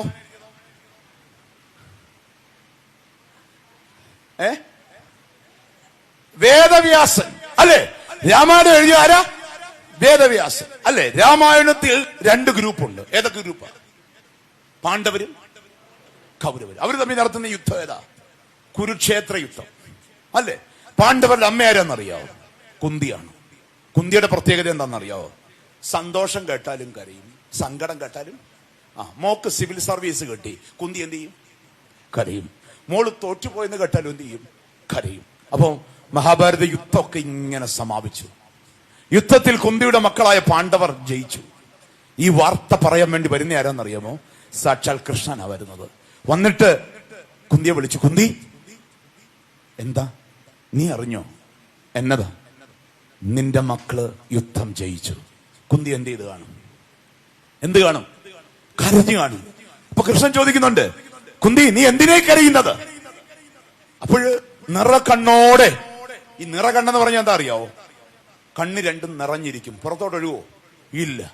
നിറക്കണ്ണുകളോടെ കൃഷ്ണനെ കുന്തി ഒന്ന് നോക്കിയിട്ട് പറയുന്ന ഒരു വാചകമുണ്ട്, കൃഷ്ണ ഞാൻ കരയുന്ന എന്തിനാന്നറിയാമോ? എനിക്കിപ്പോഴും നിന്നെ മനസ്സിലായിട്ടില്ല. നിന്നെ മനസ്സിലാക്കാൻ വേണ്ടിയാണ് ഞാൻ എന്ത് ചെയ്യുന്നത്? കരയുന്നത്. പ്രിയപ്പെട്ടവരെ, പാപിനിയായ സ്ത്രീ യേശുവിന്റെ പാദപീഠത്തിൽ നിന്ന് കരഞ്ഞെങ്കിൽ അത് ആരെ അറിയാൻ വേണ്ടിയാ?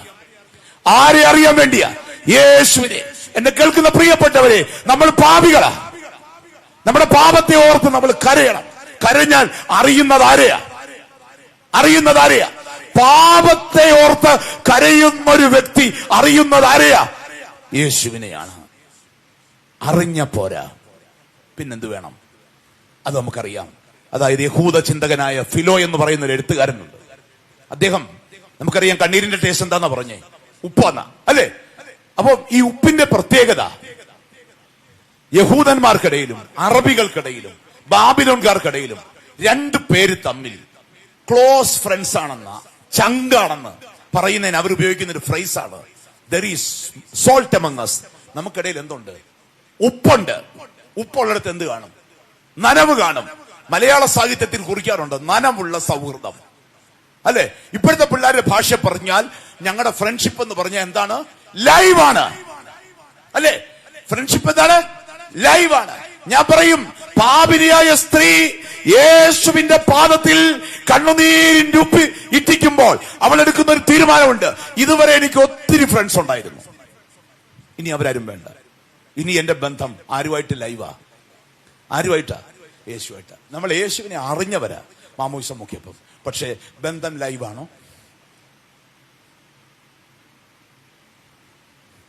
അപ്പോ ഫ്രണ്ട്ഷിപ്പ് വിത്ത് ക്രൈസ്റ്റ്. ഇന്ന് രാത്രി ഞാൻ മടങ്ങുമ്പോൾ എന്റെ ചങ്ങാതിയായിട്ട് എനിക്ക് ആരെ വേണം? ആരെ വേണം? യേശുവിനെ വേണം. ഇന്ന് ഒത്തിരി ചങ്ങാതിമാര് നമുക്കുണ്ട്, ഒത്തിരി ചങ്ങാതിമാരുണ്ട്. പക്ഷേ അനുതാപത്തിന്റെ കണ്ണുനീർ, ചെയ്തു പോയ തെറ്റിന്റെ കണ്ണുനീർ യേശുവിന്റെ പാദപീഠത്തിൽ ഇറ്റിക്കുമ്പോൾ അവൾ എടുക്കുന്ന ഒരു തീരുമാനമുണ്ട്. എന്റെ ഫ്രണ്ട്, എന്റെ ചങ്ങാതി ഇനി ആരായിരിക്കും? യേശുവായിരിക്കും. അപ്പൊ അറിഞ്ഞ പോരാ, അറിഞ്ഞ ക്രിസ്തുവിനെ എന്താക്കി മാറ്റണം? ലൈവാക്കി മാറ്റണം. അറിഞ്ഞ ക്രിസ്തുവിനെ ലൈവാക്കണം. ഇനി മൂന്നാമത്, ഈ ഉപ്പിന് മറ്റൊരു പ്രത്യേകത കൂടിയുണ്ട് കേട്ടോ. യഹൂദന്മാരുടെ പാരമ്പര്യം അനുസരിച്ച് ഉപ്പില്ലെങ്കിൽ യാഗം പൂർണ്ണമാകത്തില്ല. ഉപ്പില്ലെങ്കിൽ എന്ത് പൂർണ്ണമാകത്തില്ല? ലേവ്യ പുസ്തകം 2-ാം അധ്യായം 13-ാം വാക്യത്തിൽ പറയുന്നുണ്ടത്. ലേവ്യ പുസ്തകം 2-ാം അധ്യായം 13-ാം വാക്യത്തിൽ പറയുന്നുണ്ട്, ഉപ്പ് വേണം യാഗം പൂർണ്ണമാകാൻ. അതുകൊണ്ടാ കുർബാനയപ്പം കുഴച്ചു വെക്കുമ്പോ അതിലെന്ത് ചേർക്കാറുണ്ട്? എന്ത് ചേർക്കും? ഉപ്പി ചേർക്കും. ഉപ്പി ചേർത്താ കുഴച്ചു വെക്കുന്നത്. കാരണം മനുഷ്യന്റെ കണ്ണുനീരിന്റെയും വീട്ടിന്റെയും പ്രതീകമാണ്, അവന്റെ അധ്വാനത്തിന്റെ പ്രതീകമാണ് ഏത്? ഉപ്പ് എന്ന് വെച്ച് അവൾ ഒരു തീരുമാനം എടുക്കുകയാണ്. കർത്താവേ, ഞാൻ നിനക്ക് യാഗമായി മാറാൻ തീരുമാനിച്ചു. ഇനി ഞാനില്ല, ആര് മാത്രമേ ഉള്ളൂ? യേശു മാത്രം. യോഹന്നാൻ അത് പറഞ്ഞത്, ഞാനോ കുറയണം, ഞാനോ കുറയണം, അവനോ വളരണം. ഒരു പെരുന്നാളിന്റെ ഒടുവിൽ നമ്മിൽ വളരേണ്ടത് ആരാ? കർത്താവ് വളരണം. ഞാൻ കുറയണം, ഞാൻ കുറയണം. ആര് വളരണം? കർത്താവ് വളരണം. ഇത് കർത്താവ് വരളും, ഞാൻ വളരും. കർത്താവ് വരളും, ഞാൻ വളരും. ഒരു പെരുന്നാളിന്റെ ഒടുവിൽ ഞാൻ കുറയണം, ആര് വളരണം? അതുകൊണ്ടാണ് കണ്ണീരിന്റെ ഉപ്പ് യേശുവിന്റെ പാദത്തിൽ ഇറ്റിക്കുമ്പോൾ അവൾ എടുക്കുന്ന ഒരു തീരുമാനം ഇതാണ്, യേശുവേ, ഞാൻ നിനക്ക് യാഗമായി മാറാൻ തയ്യാറാണ്. നോക്കിക്കേ, പാപിനിയായ സ്ത്രീ കരഞ്ഞതിന്റെ 3 അർത്ഥമാണ് ഞാൻ പറഞ്ഞത്. 1, അവനെ അറിയാൻ. 2, ആ ബന്ധം ലൈവാക്കാൻ. 3, അവൻ എന്നിൽ വളരാൻ. ഒരു ഫ്രണ്ട്ഷിപ്പ് ലൈവ് ആകുമ്പോഴാണ് ആര് വളരുന്നത്? ക്രിസ്തു വളരുന്നത്. ക്രിസ്തു നമ്മിൽ ലൈവ് ആകുമ്പോഴാ അവൻ നമ്മിൽ എന്ത് ചെയ്യുന്നത്? വളരുന്നത്. ഈ ഒരു ബോധ്യം നമ്മുടെ ഉള്ളിൽ ഉണ്ടാകണം. അപ്പൊ 2, അവിടെ യാത്ര അനുതാപത്തിലേക്കുള്ള യാത്രയായിരുന്നു. അപ്പൊ 1 അവിടെ നിപ്പോ, 2 അവിടെ യാത്ര. 3 എന്താ അറിയോ? അവൾ സമർപ്പിതയാകുന്നു. പാപിനിയായ സ്ത്രീ യേശുവിന്റെ അടുത്തേക്ക് വരുന്നത് എങ്ങനെയാണെന്നറിയോ? മുടി അഴിച്ചിട്ട് തല കാണിച്ചുകൊണ്ടാ വരുന്നത്. യഹൂദ പാരമ്പര്യത്തിൽ അങ്ങനെ ഒരു സ്ത്രീ ചെയ്താൽ അതിന്റെ അർത്ഥം എന്താണെന്നറിയോ? അവള് വേശ്യ സ്ത്രീയാണെന്ന്. ഇപ്പൊ ആലോചിച്ച് നോക്കിക്കേ, അവൾ യേശുവിന്റെ അടുത്ത് വരുമ്പോ അവളെ മുടി അഴിച്ചിട്ടാ വരുന്നത്, തലയും കാണിച്ചാ വരുന്നത്. എന്താ അതിന്റെ അർത്ഥം? അതൊരു കുമ്പസാരവാ. കാരണം എന്താ? ഈ ക്രിസ്തുവിന്റെ മുമ്പിൽ മറച്ചു വെക്കാൻ അവക്കൊന്നും ഇല്ല. നമ്മളോ 6 ദിവസം സർവ്വകൊളരായ്മയും കാണിച്ചിട്ട് 7-ാം ദിവസം പള്ളി വരുന്നത് എങ്ങനെയായിരിക്കും?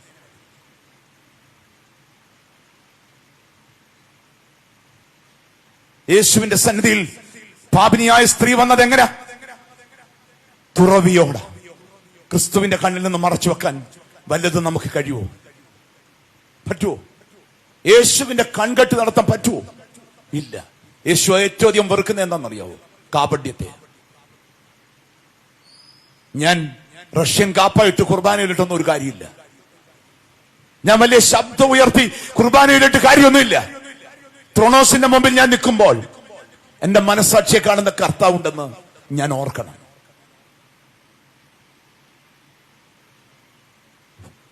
വെള്ള ഷർട്ടും വെള്ളം മുണ്ട് കൊടുത്തിരുന്ന ഒരു കാര്യമില്ല. എന്നെ കാണുന്നവൻ ആരാ? കർത്താവാണ്, അല്ലേ? നമ്മളൊന്ന് നോക്കിക്കേ. പള്ളി വന്ന് ഷൈനു ആന്റിയുടെ കയറി നിൽക്കും. അങ്ങനെ അങ്ങോട്ട് നോക്കുമ്പോൾ അങ്ങേർക്ക് തന്നെ സംശയം, ഇതെന്റെ ഭാര്യ തന്നെ തോന്നുന്നു. കാരണം എന്താ? വീട്ടിൽ 6 ദിവസം ചെകുത്താൻ, 7-ാം ദിവസം പള്ളിയിലെ മാലാക. നമ്മളൊന്ന് ഓർത്ത് നോക്കിക്കേ. കർത്താവിന്റെ മുമ്പിൽ നമുക്ക് മറച്ചു വെക്കാൻ എന്തെങ്കിലും ഉണ്ടോ? ഇല്ല. അതുകൊണ്ടാ കർത്താവിന് കാപട്യം ഇഷ്ടമെന്ന് പറഞ്ഞാൽ എന്തറിയോ? കർത്താവ് ശപിച്ചത് അത്തിയെ. എന്തിനാ? ആ സീസണിൽ കായ ഉണ്ടാവത്തില്ലെന്ന് കർത്താവിന് അറിയാം. പിന്നെന്തിനാ? അതിന്റെ പനപ്പും തഴപ്പും. പറഞ്ഞു, നിന്റെ ഈ പനപ്പും തഴപ്പും കൊള്ളാം, പക്ഷെ നിന്നിൽ എന്തില്ല? ഫലമില്ല. നീ മനുഷ്യരെ കബളിപ്പിക്കുന്നു.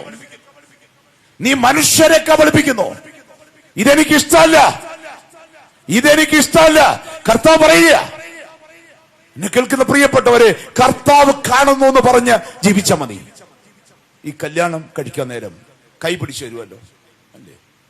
വന്നിട്ടില്ലയോ? ഓർക്കുന്നോ? എന്താ പറയാനൊരു പ്രയാസം? അതോ അന്ന് പെട്ടുപോയണ്ടാന്നോ? അല്ല, പിടിച്ചു തന്നെ ഓർക്കുന്നുണ്ടോ? ഉണ്ട്. അന്ന് പിടിച്ചു തന്നപ്പോ ചൊല്ലിയ പ്രാർത്ഥന ഓർക്കുന്നുണ്ടോ?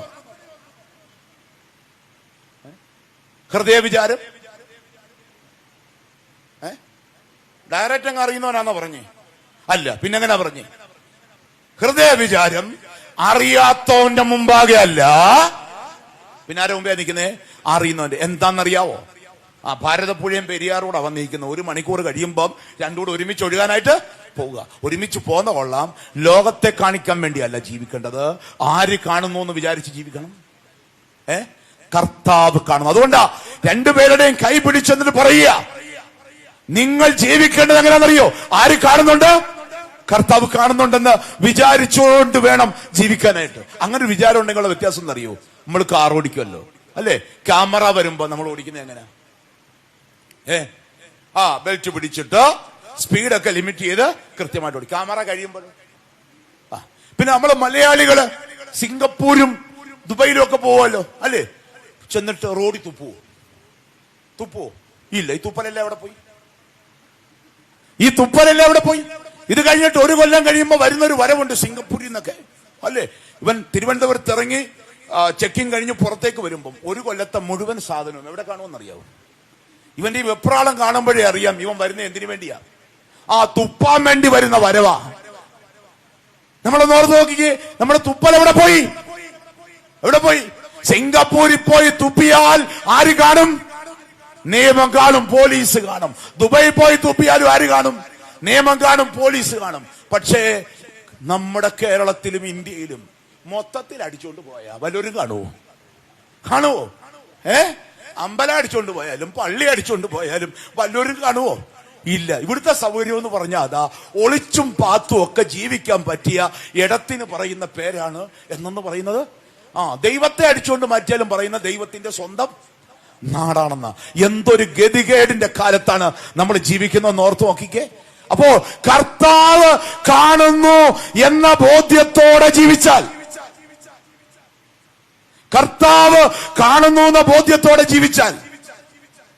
അതിനുശേഷം അവൾ ചെയ്തെന്താ അറിയോ? അവൾ നോക്കുമ്പോ യേശു ക്രിസ്തുവിന്റെ കാല് മുഴുവൻ എങ്ങനെ ഇരിക്കുക? നനഞ്ഞ് കുതിർന്നിരിക്കുക. സാധാരണ 2 ഡ്രോപ്പ് വരുമ്പോ വീണ് കഴിയുമ്പോ തന്നെ എന്ത് പിൻവലിക്കേണ്ടതാ? കർത്താവ് കാല് മാറ്റിയോ? ഇല്ല. അവൻ കാല് മാറുന്നവനല്ല, നിലപാടുള്ളൊരു കർത്താവാ. അവൻ കാല് മാറുന്ന കർത്താവല്ല, നിലപാടുള്ള കർത്താവാ. നിന്റെ സങ്കടങ്ങളുടെ ഭാരം അവന്റെ പാദത്തിൽ വീണപ്പോ ഞാൻ പറയും, ഏറ്റവും വലിയ സ്തോത്ര കാഴ്ച ഏതാണെന്നറിയാവോ? കണ്ണുനീരാ.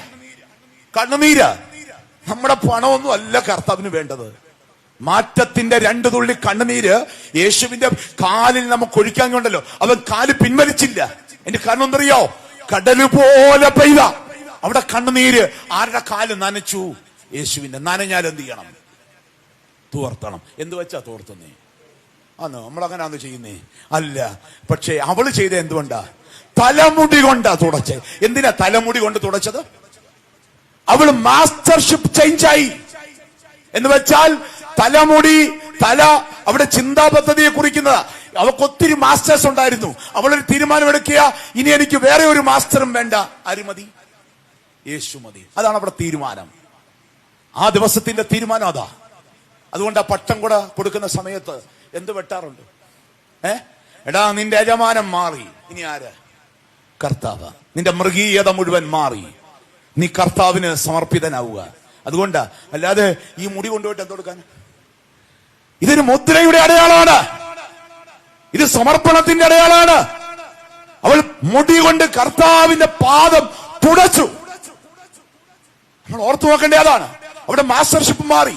നമ്മൾ ഈ വീടൊക്കെ കൂദാശ ചെയ്യുമല്ലോ. നമ്മൾ ഈ വീട് കൂദാശ ചെയ്യുന്നത് വരെ ഉള്ളൂ. ആരുടെ വീട്? ആരുടെ വീട്?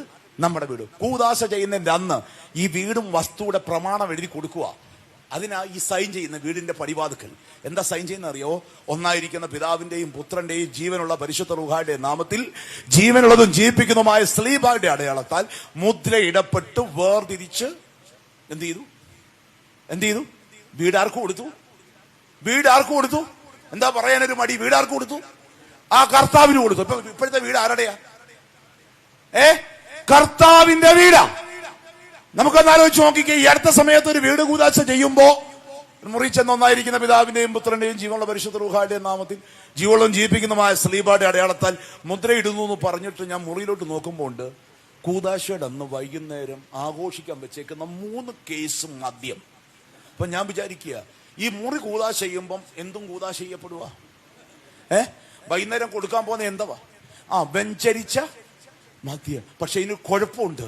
എന്താണെന്നറിയാവോ? ക്യാൻസർ മാറ്റാൻ വേണ്ടി ഓപ്പറേഷൻ ചെയ്തു. ഇപ്പൊ ഡോക്ടർ വിചാരിക്കുക കുറച്ച് ക്യാൻസറിന്റെ സെൽസ് അതിനകത്ത് ഇരുന്നോട്ട് എന്തായിരിക്കും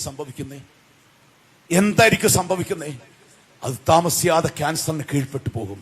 നമ്മളൊന്ന് ഓർത്ത് നോക്കിക്കേ. നമ്മുടെ ഇന്നത്തെ വീട് കൂദാശകളൊക്കെ ഇന്നലെ വലിയ വീടുകളൊന്നും അല്ലായിരുന്നു. ഇന്ന് മാളികകൾ ഇഷ്ടം പോലുണ്ട്. വളരെ ആഘോഷപരമായിട്ടാണ് കൂദാശ ചെയ്തത്. പക്ഷേ ദൈവത്തിന് നിരക്കാത്ത എന്തൊക്കെ നമ്മുടെ വീട്ടിലുണ്ട്.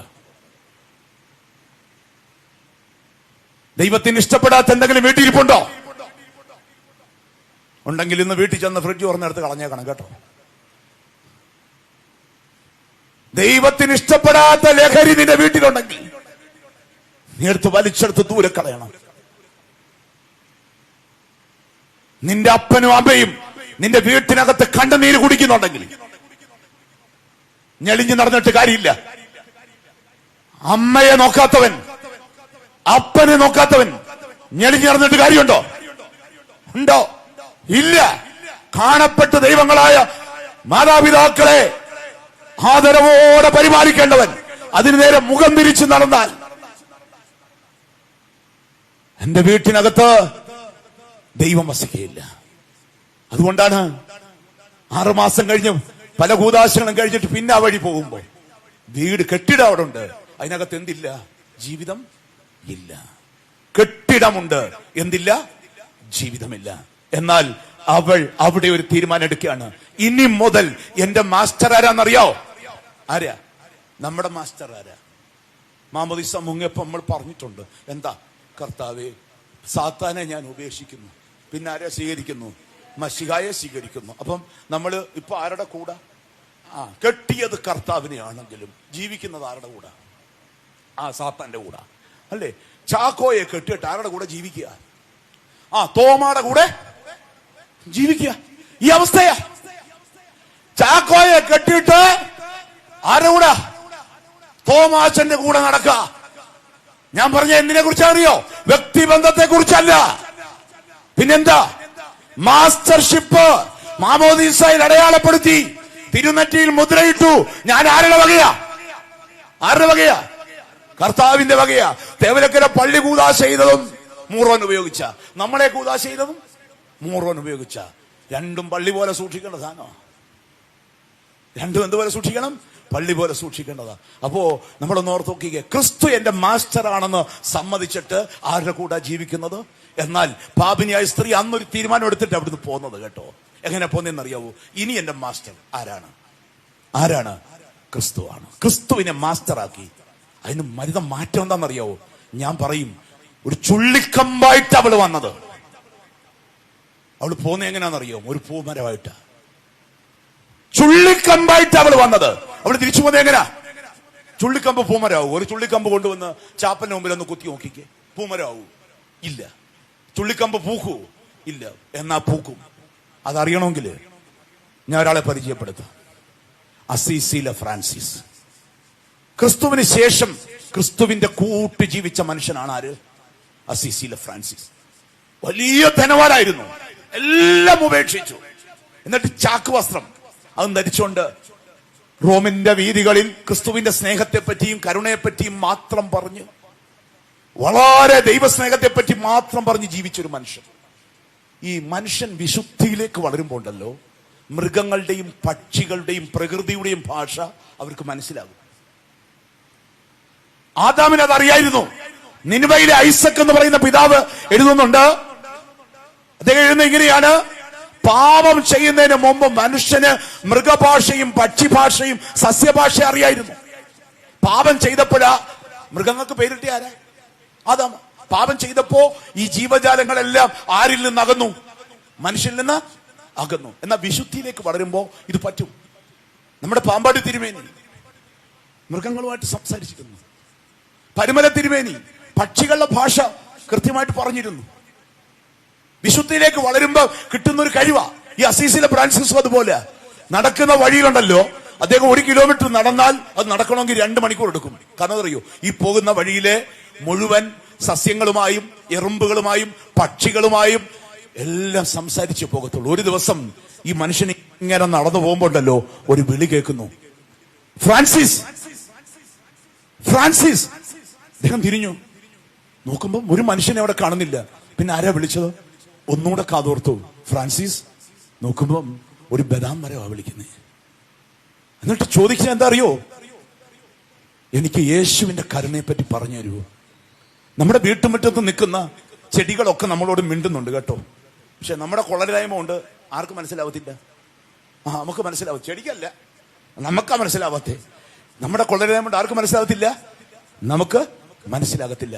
അതിനുശേഷം ഈ മനുഷ്യൻ കരുണയോടെ ആ ബദാമരത്തെ ഒന്ന് നോക്കി. ജീവിതത്തിൽ ആദ്യമായിട്ട് മരം ഒരു മനുഷ്യൻ എങ്ങനെ നോക്കുന്ന കാണുന്നേ? കരുണയോടെ നോക്കുന്ന കാണുന്നേ. നമ്മൾ നോക്കാറുണ്ടോ? ഇല്ല. നമ്മൾ ഈ പ്ലാവൊക്കെ കൊണ്ടുവച്ചിട്ടേ, ഞാൻ വെച്ച പ്ലാവ്, ഞാനിട്ട ചക്ക, 1 കൊല്ലം ഈ പ്ലാവ് കായ്ച്ചില്ലെങ്കിൽ പെട്ടെന്ന് നമ്മൾ ആരാവോന്നറിയാവോ? യോഹന്നാൻ സ്നാപകനാവും. എന്താ? അടുത്ത കൊല്ലം കായ്ച്ചില്ലെങ്കിൽ എന്ത് വെച്ചേക്കും? വെട്ടിക്കളയും. കർത്താവ് 2026 വെച്ചേക്കുന്നത് കോടാലി ചെവിട്ടി വെച്ച് നിർത്തിയേക്കുക അല്ലേ? എത്ര കൊല്ലം കൊണ്ട് കർത്താവ് ഇത് പെട്ടെന്ന് നമ്മൾ യോഹന്നാൻ സ്നാപകനാകുന്നേ. വീട്ടിലെ പ്ലാവ് 2 കൊല്ലം കായ്ച്ചില്ലെങ്കിൽ നമ്മൾ എന്ത് ചെയ്യും? വെട്ടിക്കളയും. എന്നാൽ ഈ മനുഷ്യൻ കരുണയോടെ നോക്കുമ്പോ കാണുന്നത് എന്താണെന്നറിയാവോ? ഈ ബദാം മരത്തിന്റെ തടി പൊട്ടി ഒലിച്ച് കറ ഇങ്ങനെ പുറത്തോട്ടൊഴുകുന്നു. അദ്ദേഹത്തിന് ഭയങ്കര സങ്കടമായി. നമുക്ക് ഈ മരത്തിൽ നിന്ന് കറ ഒഴുകുന്ന കണ്ടാൽ നമുക്ക് സങ്കടം നോക്കത്തില്ല. കാരണം എന്താ അറിയോ? മരത്തിന്റെ പള്ളയ്ക്ക് കത്തി കയറ്റി കറ വലിച്ചാണ് ആര് ജീവിക്കുന്നത്? നമ്മള് ജീവിക്കുന്നത്. അപ്പൊ ഈ മരത്തിന്റെ കറ കണ്ടപ്പോ അദ്ദേഹത്തിന് തോന്നി അതിന്റെ ചോരയായിട്ടാ. എന്നിട്ട് അദ്ദേഹം എന്താ ചെയ്തെന്നറിയാമോ? പണ്ട് നമ്മൾ പഠിക്കുമ്പോ ചിപ്കോ മൂവ്മെന്റിലെ സുന്ദർലാൽ ബഹുവിനെ കുറിച്ച് പഠിച്ചിട്ടില്ലേ? അല്ലെ? അദ്ദേഹത്തിന്റെ ചിത്രം എങ്ങനെയാ? ഒരു മരത്തെ ഇങ്ങനെ കെട്ടിപ്പിടിക്കുന്ന ഒരു ചിത്രം നമ്മുടെ മനസ്സിലുണ്ട് പഠിച്ച കാലത്ത്, അല്ലെ? അതുപോലെ ഈ അസീസിയിലെ ഫ്രാൻസിസ് എന്ത് ചെയ്യുന്നറിയാമോ? ഈ ബദാം മരത്തെ അങ്ങ് കെട്ടിപ്പിടിച്ചു. എന്നിട്ട് ഈ മരത്തിന്റെ മുറിവിൽ, ഇങ്ങനെ ചരിത്രം പറയുന്നേ, ആ മരത്തിന്റെ മുറിവിൽ ക്രിസ്തുവിന്റെ സ്നേഹം കൊണ്ട് തെരുതെര ചുംബിച്ചു. എന്താ സംഭവിച്ചെന്നറിയാവോ? കാലമല്ലാതിരുന്നിട്ട് കൂടി ആ ബദാം മരം പൂത്തുലഞ്ഞു. വിശുദ്ധൻ ദൈവസ്നേഹം കൊണ്ട് മരത്തിന്റെ മുറിവിൽ ചുംബിച്ചപ്പോൾ കാലമല്ലാതിരുന്നിട്ട് കൂടി ആ മരം എന്ത് ചെയ്തു? പൂത്തുലഞ്ഞു. യേശുവിന്റെ സ്നേഹം തൊടുമ്പോൾ നമ്മൾ ആരായി മാറും? അതുകൊണ്ടാണ് ചുള്ളിക്കമ്പ് പോലെ വന്നവൾ തിരിച്ചു പോകുന്നത് എങ്ങനെ? പൂമരമായിട്ടാ. അങ്ങനെയാണെങ്കിൽ ഈ വർഷത്തെ പെരുന്നാൾ കഴിയുമ്പം നമ്മൾ പൂക്കുവോ? പൂക്കും. ഡിസംബറിലെ കേക്ക് ജനുവരി മാസം പൂക്കുന്ന പോലുള്ള പൂപ്പലായിരിക്കും. ആണോ? ഡിസംബറിലെ കേക്ക് ജനുവരി പൂക്കുന്നോണക്കാണോ? അല്ല, ചുള്ളിക്കമ്പുകൾ പൂക്കും. എപ്പോഴാണെന്നറിയാവോ? ക്രിസ്തു ഹൃദയത്തിൽ തൊടണം. അതിനെന്ത് വേണം? നിപ്പ് ശരിയാക്കണം, ചെയ്തു പോയ കുറത്ത് കരയണം. മൂന്നാമത്, അവനായി നമ്മുടെ മാസ്റ്റർഷിപ്പ് ചേഞ്ച് ചെയ്യണം. അങ്ങനായാൽ എല്ലാ ചുള്ളിക്കമ്പും എന്ത് ചെയ്യും? പൂമരമാകും. എല്ലാ ചുള്ളിക്കമ്പും പൂമരമാകും. ആ 7-ാം അധ്യായം 50-ാം വാക്യത്തിൽ പറയുന്നൊരു വാചകമുണ്ട് കേട്ടോ. നമ്മളൊക്കെ വന്ന അതിന് വേണ്ടിയാ, പക്ഷെ അവള് പോന്നെ അതുമായിട്ടാ. എന്താ? 7-ാം അധ്യായം 50-ാം വാക്യം ഒന്ന് വായിച്ചേ. നിന്റെ വിശ്വാസം നിന്നെ രക്ഷിച്ചിരിക്കുന്നു, സമാധാനത്തോടെ പോവുക. അവൾ എങ്ങനെയാ പോയത്? സമാധാനത്തോടെ പോയി. സമാധാനത്തോടെ പോയി. അവളുടെ വിശ്വാസം അവളെ രക്ഷിച്ചു. അവൾ സമാധാനത്തോടെ മടങ്ങി. എന്നെ കേൾക്കുന്ന പ്രിയപ്പെട്ടവരെ, നമ്മളെല്ലാം വന്നേക്കുന്നത് എന്തിനു വേണ്ടിയാണെന്നറിയാവോ? ഇത്തിരി സമാധാനത്തിന് വേണ്ടിയാ, അല്ലേ? ഒരിടത്ത് ഒരു 3 വയസ്സുള്ളൊരു കൊച്ച് LKG പഠിക്കുക, 3.5 വയസ്സ്. ഞാൻ കയറി ചെല്ലുമ്പം കൊച്ചു തള്ളയോട് പറയുക, എനിക്ക് ഇത്തിരി സമാധാനം തരൂ. കാരണം എന്താ അറിയാവോ? നമ്മളൊക്കെ പഠിക്കുമ്പോ എത്ര പരീക്ഷ ഉള്ളായിരുന്നു? 3 പരീക്ഷ. ഏതൊക്കെ പരീക്ഷയാ? ഓണപ്പരീക്ഷ, എല്ലാം ഉത്സവമായിട്ട് ചേർന്ന ക്രിസ്മസ് പരീക്ഷ, പിന്നെ പരീക്ഷ. ഇപ്പോഴത്തെ പിള്ളേർക്ക് എത്ര പരീക്ഷയുണ്ട്? ജീവിതം മൊത്തവും പരീക്ഷ. ഇത് സഹിച്ചിട്ടാണ് 3.5 വയസ്സുള്ള കൊച്ചു തള്ളയോട് പറയുന്നത്, എനിക്കിത്തിരി. അപ്പൊ കൊച്ചിന് സമാധാനം വേണം, അല്ലേ? പ്രായമുള്ളവർക്ക് എന്ത് വേണം? സമാധാനം വേണം. നമുക്കും എന്ത് വേണം? സമാധാനം വേണം. പാപിനിയായ സ്ത്രീ എന്തും കൊണ്ടാ പോയേക്കുന്നത്? സമാധാനം ഇട്ട. നമ്മൾ എന്തുമായിട്ടായിരിക്കും പോകുന്നത്? അതുകൊണ്ട് ചുള്ളിക്കമ്പുകൾ പൂമരങ്ങളാകുന്ന ഒരു പൂക്കാലം ഈ പെരുന്നാൾ കാലത്ത് സൃഷ്ടിക്കുവാൻ നമുക്കൊക്കെ കഴിയട്ടെ എന്ന് ഹൃദയപൂർവ്വം പ്രാർത്ഥിച്ചുകൊണ്ട്, ക്ഷണിച്ച അച്ഛനോടും ശ്രവിച്ച നിങ്ങളോടുമുള്ള സ്നേഹവും നന്മയും അറിയിച്ചുകൊണ്ട് വാക്കുകൾ ഉപസംഹരിക്കുന്നു. ദൈവം നമ്മെ അനുഗ്രഹിക്കട്ടെ.